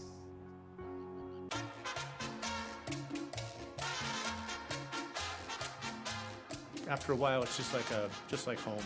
But the fact that we were doing pretty well surprised me a little bit. The crew wasn't. Okay, strike that one. I mean, we didn't have the best crew in the race. We just took off with this wind behind us, and I called all the hands on deck, or somebody called all the hands on deck, and I remember Keith coming up and saying, "You're going very well. Why are you worried?" And I said, "Well, the trouble is, we're trying to go that way." Realmente ese mar del sur, que era de Ciudad del Cabo, Sudáfrica, a Sydney, Australia, es un mar impresionante, pero no sabes lo que te llena.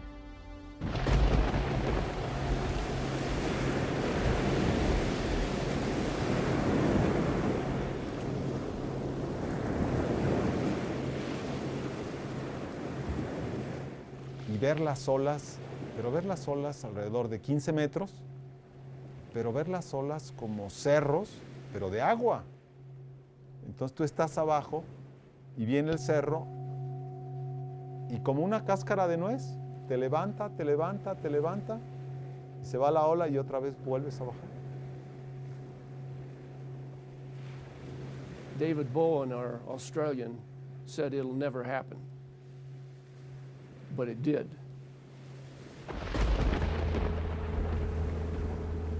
I thought it would never happen, but when it did, I was fortunate. I was asleep, but when the boat turned over, we were on the leeward side, and I knew exactly what had happened. Le llaman olas rompientes y esta te envuelve prácticamente y nosotros no llegamos a dar vuelta de campana, sino solamente llegamos a 140 grados. It got black.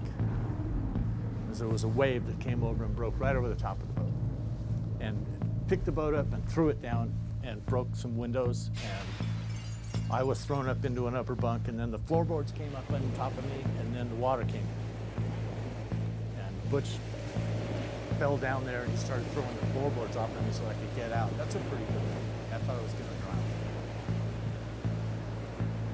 drown. I could hear this rush of water, and I thought, good Lord, the mast, I knew we'd gone over, the mast has broken and has punched the hole in the hull. Se metió demasiada agua al barco. Se rompieron unas escotillas, se metió mucha agua, mucha agua. Pero pues todas las bombas se taparon, todos ya no jalaban.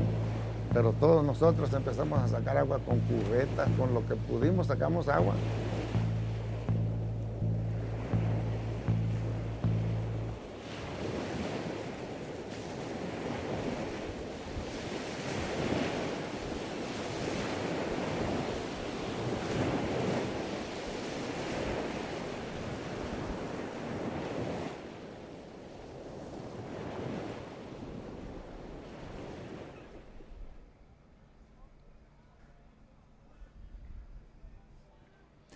Well, the 1973 Whitbread Round the World race finished in Portland.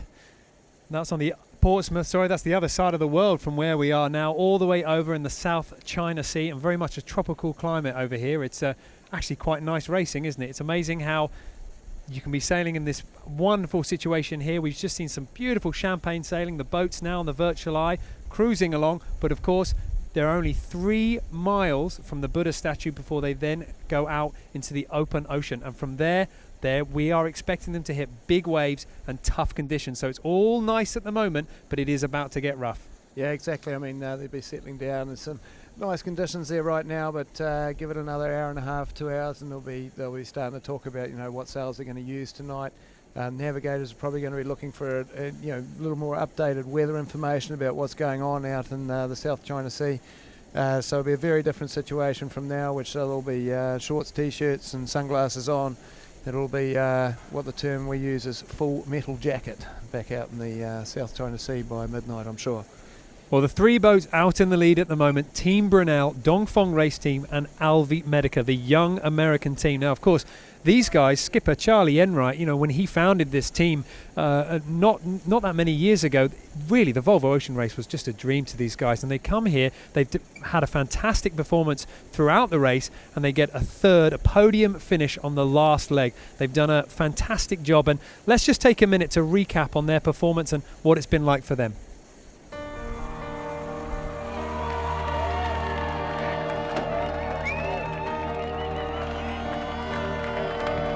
The most important thing is I think the team's ready to go. We're all hungry, we're all competitive people, and it's time to get a good result.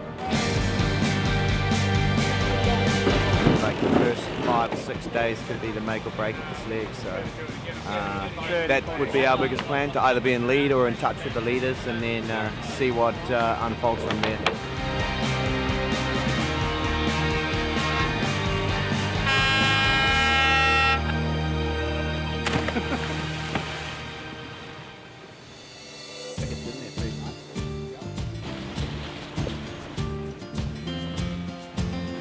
Probably done, I don't know, what, 12 jobs since we started yesterday afternoon. I can do whatever I want. Crazy.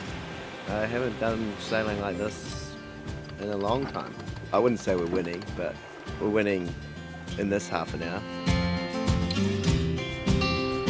Not get too high, not get too low. You know, it's easy to look like a hero, and then on the flip side, it's easy to feel like you want to just pull your hair out. Now we're around these top 3 guys, I'll call them, because they tend to be shown the way, and we're footing it with them, so it's really, really nice. To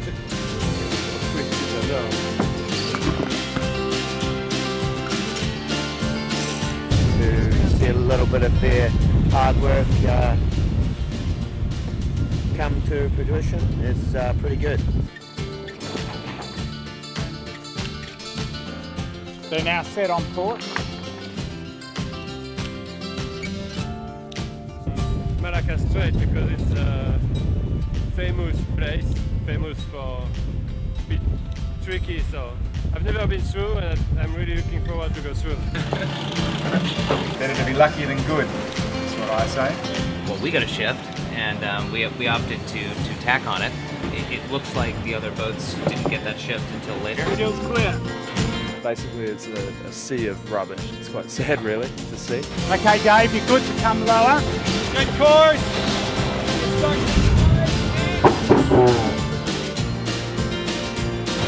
Very interesting, this bar. It's nice to see also the faces of the friends of the other boats after a lot of days of ocean. It's nice. It's good. We're going upwind. Boat's going well. Made some good decisions last night. Just under 900 miles to Sanya, and hopefully we can keep pushing and have a good result. It looks like it could be a tow. Yeah, we're finding this a bit stressful. You know, we're dodging ships and stuff going around here at bottom of Singapore. So we're crossing in front of a tow. Good down, come up. Board down, Cecil furl, sails back. Starboard tack's off. Yeah, high stress level. 8 out of 10, I'd say. We're just getting close to the coast of Vietnam here, and a few hours ago it didn't look like there were very many fishing boats around, but all of a sudden there's a ton of them. So you can see that this guy's got a much bigger net. Can you see the leeward well? You see all these red ones? 388 mile inshore race coming up. 3, 2, oh, Abu Dhabi here. 200 miles to the end. I think this team's got a lot of resilience. You know, we were able to hang with the top group the whole time, which was our goal, and really pushed hard to build on all the things we've been learning on the first two legs. So really happy with how it went, and I think the learning curve can only continue to go up. So hopefully more good things to come for us. If you remember, we said leg 1 we had to work on boat speed, leg 2 it was communication, and leg 3 we put those two together. We've still got to work on both, but you can see the results of our efforts.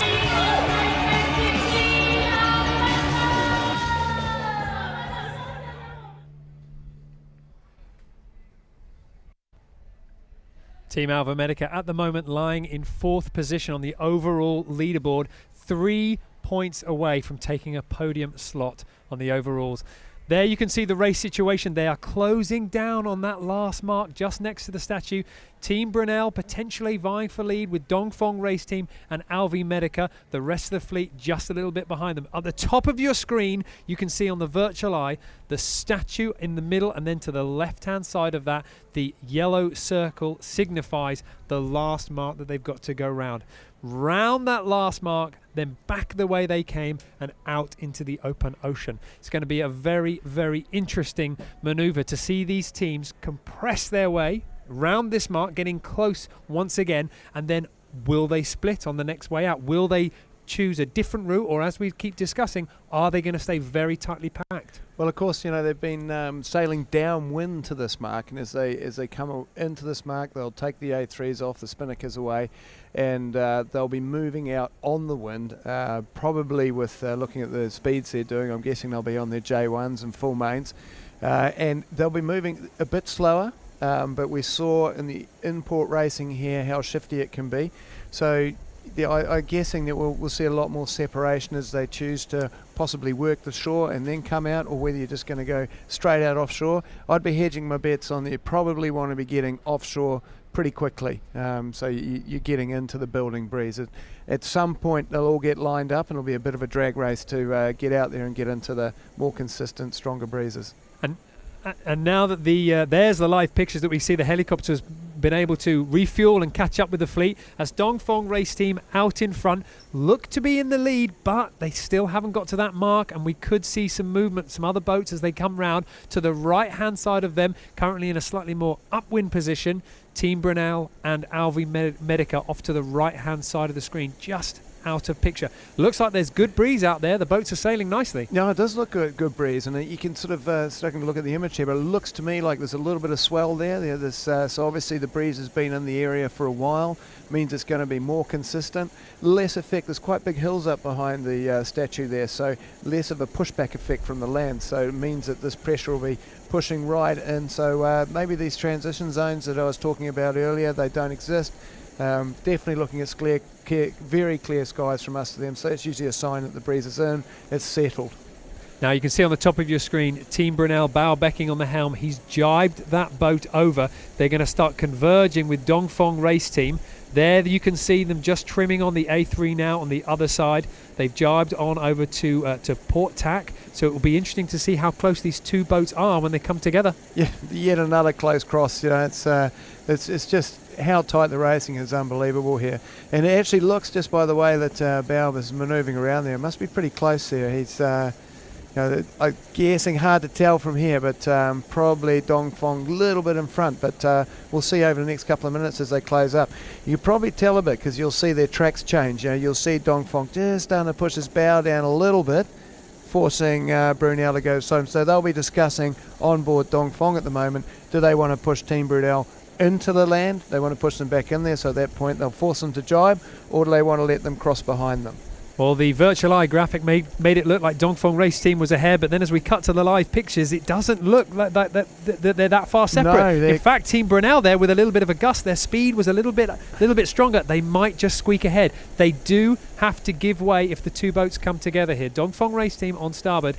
Yeah, here we go. So what's happening here is that Brunel obviously were clear ahead, and what Dongfeng are trying to do is jibe on top of their air. So they'll want to get this thing sheeted on pretty quickly and try and hold their position so that they can put a bit of bad air onto Brunel. But looking at that one there, I'd be guessing that Brunel's air is pretty clear ahead, and that they'll just heat it up a little bit here and try and sail a little bit faster and move up onto Dongfeng's line, sort of defend their position. So a nice navigational race for Team Brunel. Got themselves out in front just marginally. Dongfeng Race Team not flustered. They'll now take that windward hip position and just try to sweat the pressure onto Team Brunel and just slowly close up the distance. The boat's now about to round the mark just off to the statue before continuing on their way to Auckland. Be interesting to see here. Alvi Medica, they were right next to Team Brunel, but as we cut to the virtual eye, you can see they're a good few boat lengths back, so they've obviously lost out a little bit. Yeah, they have. It'll be interesting as they converge in, because we are coming closer to the land here, so you would expect the follow boats to just compress in a little bit. So they'll compress in, but again, once they come around the corner and start coming out, you'll the rubber band effect will start. You know, the lead boats will stretch out again and get that sort of advantage back. Well, there on the top of your screen, you can see the Ganyin of the South Seas of Sanya. That's the statue at the top of your screen, 108 meters tall. Just to the left of that, you might just be able to make it out in the pictures. You can see the mark that they've all got to go round that buoy and then out into the sea. Team Brunel lead, Dongfeng Race Team close behind. The rest of the boats just starting to lose touch with the leaders. Yeah, it'll be interesting to see what sails they're pulling up on the foredeck here. I think they're all hooking up J1s right now. So they'll be taking that J3 away. They'll be putting that back in the bag and probably going to the J1s, which is the jibs that we saw them racing the import laps with us in here. Probably wouldn't have your code 0 terribly far away, but looking at the speeds and the breeze there, I think they're going to be sort of mid-range on the J1, so pretty comfortable, nice and powerful. Interesting to see on board Dongfeng Race Team, the skipper Charles Cordrelia. He's wearing his jacket. Everybody else on the boat, they've all got just their t-shirts on. Probably an indication of how easier physical work it is to be the helm. You don't quite get the body heat. There we've got Team Brunel in the middle of your picture, bow becking 7 times at the Volvo Ocean Race. This is more like it for him. Now he's in the lead. Now he can start feeling a little bit like things are going his way. Yeah, this is where he wants to be, and I'm sure Bauer is he's not going to be an easy man to get around, that's for sure. He's not going to make it easy on you. As they stretch out into night like tonight, a lot of experienced guys on board, so they'll be quite comfortable, pretty happy sort of going into those tougher conditions. Well, we can see the upwind sails getting ready on board Dongfeng. It is the J1. You can always tell when it's the J1 because it's the only one they hank on, and they have to hoist up in this laborious long process rather than just putting it straight up and unfurling it. There you can see the statue Ganying of the South Sea, 108 meters tall, 3 faces, 1 heading to land, 2 heading out onto the water. Very beautiful sight there. It's quite when we were over there last time, it was there were a couple of moments where it was a bit difficult to concentrate on the racing, because it's every now and then you do actually stick your head out of the boat and go, wow, this is quite an amazing place. Team Brunel still leading Dongfeng race team, but this is characteristic of Dongfeng race team here. Team Brunel, they've left their head sail up far later. Dongfeng, they always just seem, no, we're not flustered, we're not rushed, we're gonna put our sail up now, we're just gonna get everything ready. They're firmly into an offshore style of sailing. Well, it's just risk management, why take the risk? You get it up, get it on the hook, make sure it's by the hook we say the head lock. So everything that's pulled up on these boats goes into a locking mechanism at the top of the mast, which holds the sails up, and you pull against the sails from the bottom.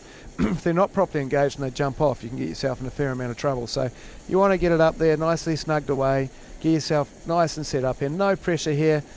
They go 5 boat lengths apart. Why would you take any risks? You just keep the pressure on. Make these guys make the mistake, Well, Dongfeng race team following Team Brunel. They're, a couple of boat lengths behind, so Team Brunel will get to the mark first. But Dongfeng race team, they've already got their head sail up and trimmed. They've already got their outrigger off, and Brunel are only just starting to do it. So maybe Bauer Becking in his boat just thinking, well, we're just going to keep the throttle on a little bit. I want to leave this last mark. I want to leave it ahead, and I want to have a bit of space around me so I don't have to make any sudden moves. Oh, they'll be making sure they leave nothing on the table. They've got their timings. The pit guys will know at a certain number of seconds out from the bottom mark the jib's got to be up and on lock. And then he goes down through a sequence in his mind and a bit of a countdown at what time things have to happen. They know 20 seconds out, 15 seconds out, we've got to start filling this thing. It has to be filled up. And this, as we can see now, this is the 4th tallest statue in the world. It's taller than the Statue of Liberty, 108 meters tall, and these boats are getting quite close to it. So as you're saying, it will be a bit of a big distraction for these boats, really, won't it? Well, it's worth a peek, Do you take cameras on board when you're doing this leg? Do you try and get your own shots? I know we've got onboard reporters, recording everything, but do you just try and take that little snap yourself? I think you'd probably get shot if you were caught with a camera in your hand right now. There's a guy whose job to do that one. Well, Team Brunel, their A3 is now furled and down, and they are now turning the boat up to come around that mark. Be interesting to see just how much pressure in there. We'll be able to tell in a minute as they come on the wind and sheet on. Bit bumpy conditions, so as you see that sort of wave state there, a little bit harder to get the boats to go through. Looks easy in the flat water here, but as you bump and bang over these waves, there's a little bit more helming required. It's harder to keep the boat on the numbers, so the guys will be setting themselves up slightly differently than they have been in here to allow a little bit more of a forgiving trim, a little bit more powerful just to punch your way through those waves. Dongfeng race team, the Chinese boat, follows suit. Now both teams, they haven't tacked yet. It'll be interesting to see how long they go on this heading before they tack over. The further away you go from the land, you'd expect slightly more sea state. It's not particularly rough out there, but there's enough that you have to sail a little bit different. Do you tack it over, and do you try and stay in the slightly more calmer waters? Well, no, I don't think so. I mean, at some stage you've got to start hedging your way out there. It looks to me like they might have to do a couple to get out, but I think you're going to need to get away from the land into the better pressure. What Brunel will be doing at the moment is that they will be trying to take a higher mode and force Dongfeng race team to either tack off or they'll stretch their lead out, and Dongfeng will have to decide, is it really worth the 2 tacks to be able to what's called hip up, but basically that means just getting clear air up to weather, or do they put the bow down and try and get down through them, but bow will never let that happen. So they've really just got to hedge their bets, wait till there's enough distance between the two of them, they're both in clear air, and I think they'll be sailing a slightly fast mode to push out into pressing. You see the bows just bouncing up and down a little bit there. Well, Team Brunel and Dongfeng race team, if both of these boats were to tack, they'd, by my rough guess, they probably lay the harbour, but of course that's not where they're going now. There's no other marks that they need to go round apart from the Philippines. Basically, they've got to be able to get out of this bay and out into that rough sea state waiting for them in the South China Sea. Yeah, it's hard to see here on the graphic, but there's actually a couple of islands between us and them at the moment. You can just see them in the haze out here. They could have some effect on the wind, so you need to manage that as you come out. But once you get your nose into this 25 knots of breeze, your next mark's 600 miles away. And it'll be interesting to see how they go. Well, here comes the young American team, Alvi Medica, in 3rd position at the moment on this leg. Yeah, looking pretty good. They've done well to get here. They'll get themselves nicely tucked away. Great position to be heading out into the night on. The other nice thing here is that you can use these other two boats as indicators. You know, if they start heading down, if they get into lighter pressure, then it gives you a bit of an option saying, well, I'm not going to go that way, I'm going to go around them, or is there another opportunity to get around this? So that, you know, being just that little bit behind sometimes actually offers up some nice opportunities. But I think these guys will just get tidied up. You'll see the stacks sort of coming out a little bit more now, and they'll slowly be setting the boats up downstairs for a busy night. I mean, it's very important to remember, of course, that the finish between Maffrey and Team Brunel, 1 minute 40 seconds on the last leg. And when I spoke to Bauer Becking about it and said, you know, at what point do you think, well, we lost 1 minute 40 seconds or we lost 20 seconds there and there, and they all add up? He said it could be anywhere. So you can't beat yourself up over such a small margin. And as we watch these boats sailing around the last mark and beginning now the offshore course proper, already we've got just a couple of seconds between, 20 seconds, 30 seconds between the boats, and we might see finishes that come down to that small number by the time they reach Auckland. Right. Small number by the time they reach Auckland. Oh, absolutely. I mean, there was certainly some incredibly close finishes in Auckland in the last race. You know, I know that there was boats that were more than incitement on though. It actually came down to the last couple of jibes. So it's, I mean, back to the closeness of this race, we can't really emphasise it enough. It is close. It's fantastic, which leads you to, you know, you just can't make any mistakes out there, and mistakes are going to be amplified, which is pretty tough, because in the old days, well, you certainly make a bit of a mistake, you might get away with it, you know, or you can get it back later, but you know, there's a lot more emphasis on being a little bit more conservative and just getting it right. Now, as we saw on the close-up there of Abu Dhabi Ocean Racing, it looked like all hands on deck, all the crew on board, and we spoke before about at what point you transition into the offshore mode where people start going down below maybe, or certainly start taking a little bit of a rest. But when you come to change the sails on board these boats, you need everyone. Yeah, it's everybody up. I mean, every manoeuvre on these boats is only 8 guys and 11 girls, so you know, it's every person has a very key function, and I think with 8 people on these boats you can only really just get away with a heavy air jibe. So yeah, it is everybody up, everyone has a role to play to ensure a smooth manoeuvre, and it's just not worth the risk. So you know, there are times and periods where you don't get out of your gear for days. You're just ready to go. You know, you can sleep standing up. Team SCA, Sam Davies as skipper, approached the last mark. That's the rib with the M flag flying on the bottom of your screen. Very nice, conservative, easy drop with the A3. The boat's all ready to go. Everything looks very clean on board. Round up to the upwind course.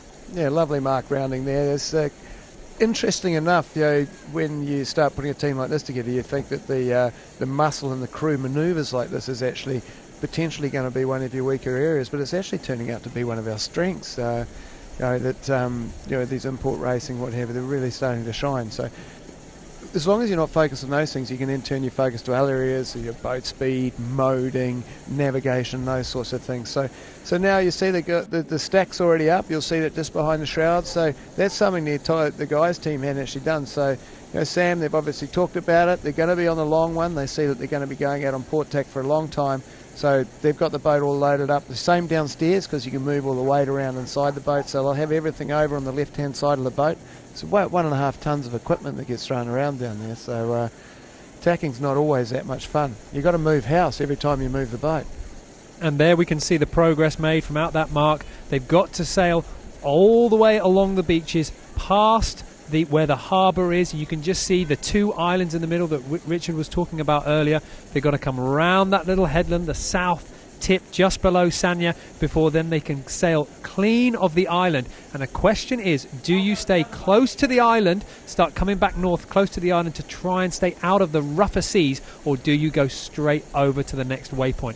Now we're following Maffrey still to round the last mark.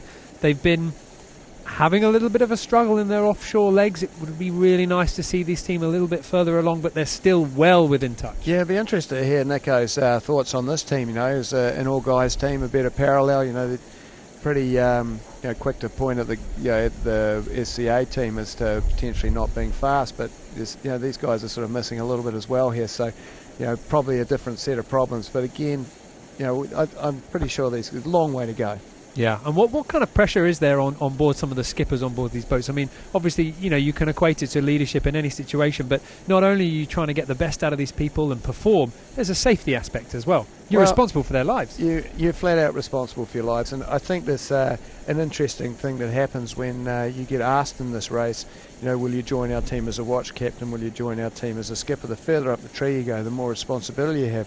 Some people seem driven by ambition to gain these positions. You know, I want to be the skipper, I want to be the watch captain, but the harsh reality is that you are going to be responsible for these people's lives at times, and you are going to, in a calculated way, put these guys' lives at risk, and you're directly responsible. And are you willing to take that responsibility? Because you've got to look their wives in the eye when you leave the dock and say, don't worry, I've got his back, we'll keep him safe. You know, that's a big responsibility, and it should never be underestimated, the the level of responsibility that these skippers take. They're still in the left-hand seat, they're the bosses of this show.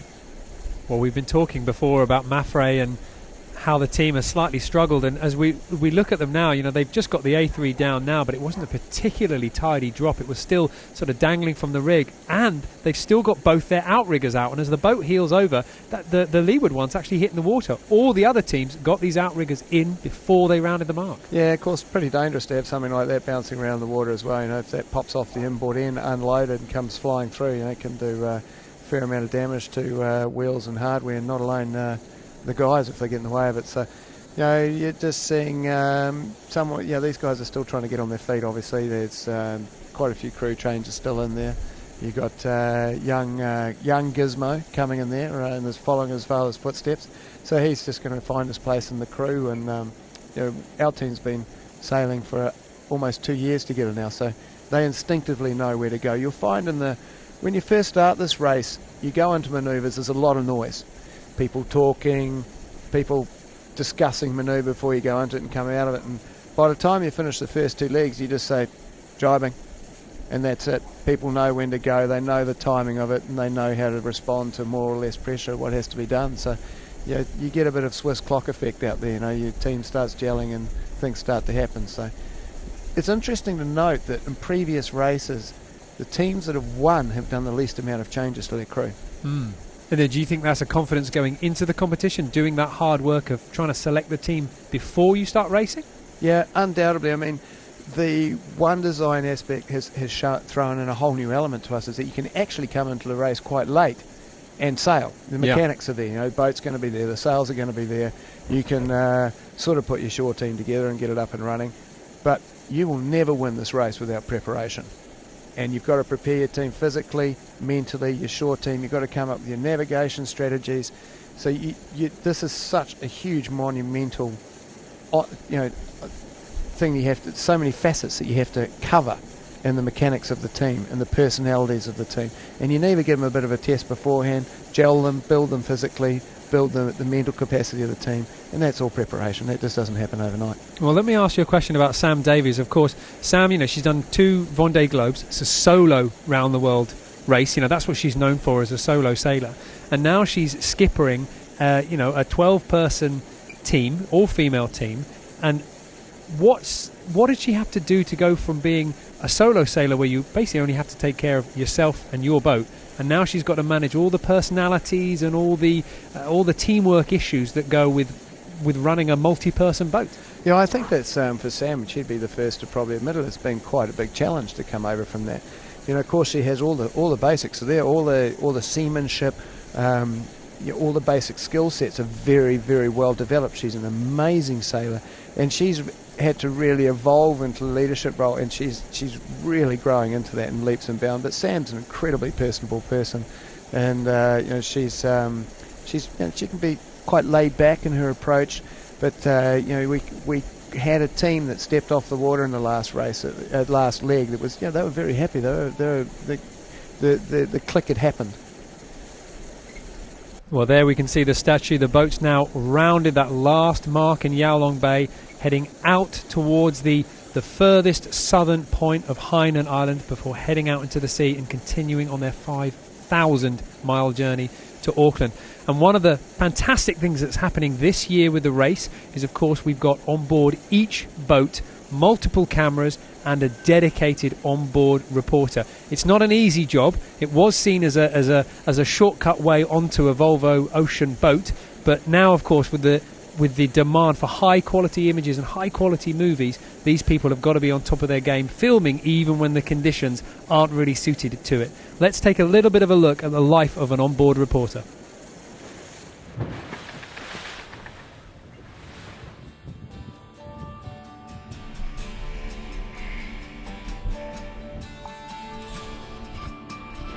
And the bear is a guy that is able to relate what is happening on board regarding the life on board or what we are doing during the race or the problem we've got or the human side without becoming a TV reality show.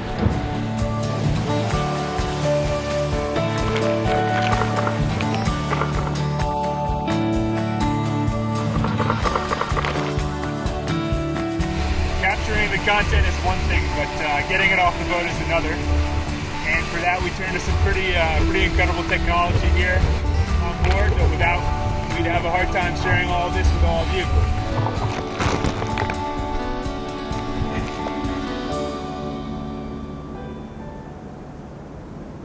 So unfortunately, we don't get to spend all of our time up on deck.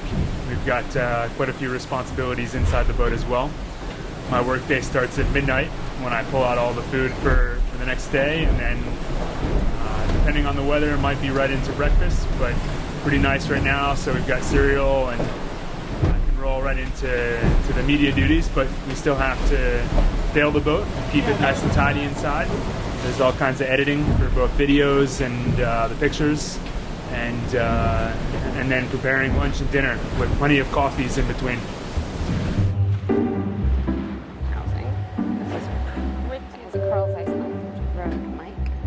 We have our hatch cam.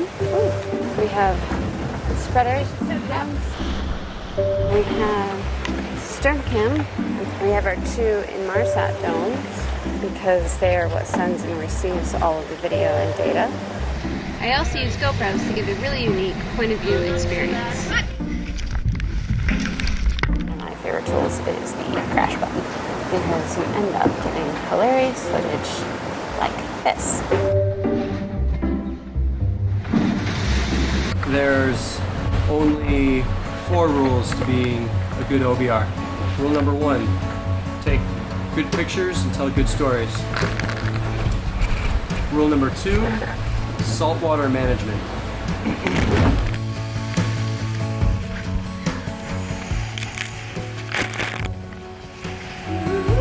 Rule number, trace. Keep your cameras hidden from the rest of the crew. Rule number 4, you're the first one that has to sleep up in the bow when the wind is really light out with all the food and spares.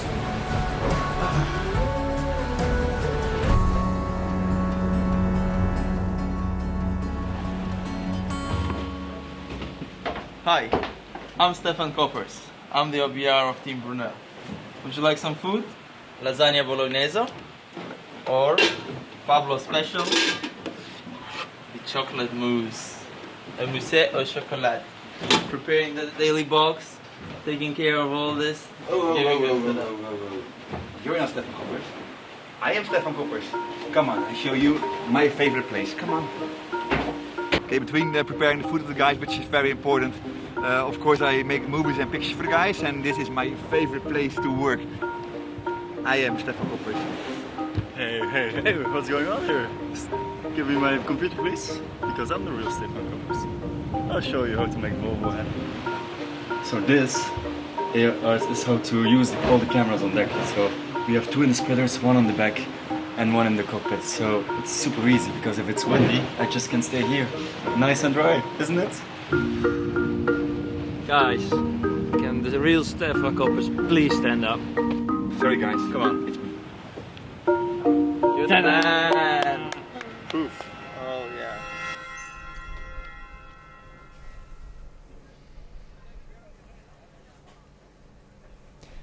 Mafre there in the middle of your picture. Andre Fonseca, the 38-year-old. He's already done 2 Volvo Ocean races, and now he takes the helm. And we finally can see the team squaring away their outriggers and getting the boat ready for the offshore. It's taken them a little bit of a while, but it looks a bit tidier now. Yeah, definitely, and it's also interesting to note that they've tacked over. So we've got a little bit of a split going on here. We've got one bunch that have tacked over early. They're a little bit closer to the coastline, and I think SCA looked as if they've extended a little bit further out offshore. So it'll be interesting to see how that pays out at the moment. Boat speed's looking pretty similar.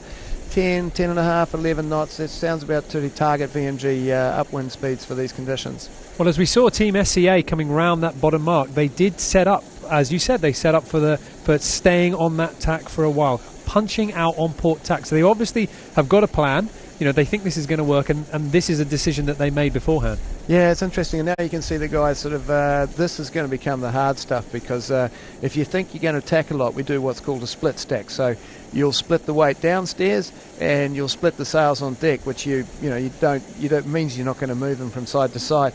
But what's going on here is after every tack, you have to pick every single item up and move it to the other side of the boat. Lash it down, so you tack the boat over, move the sails over. You're probably going to get it just settled down again, and you can pretty much guarantee that the tactician's going to go, stand by boys, we need to tack again. You're just like, come on.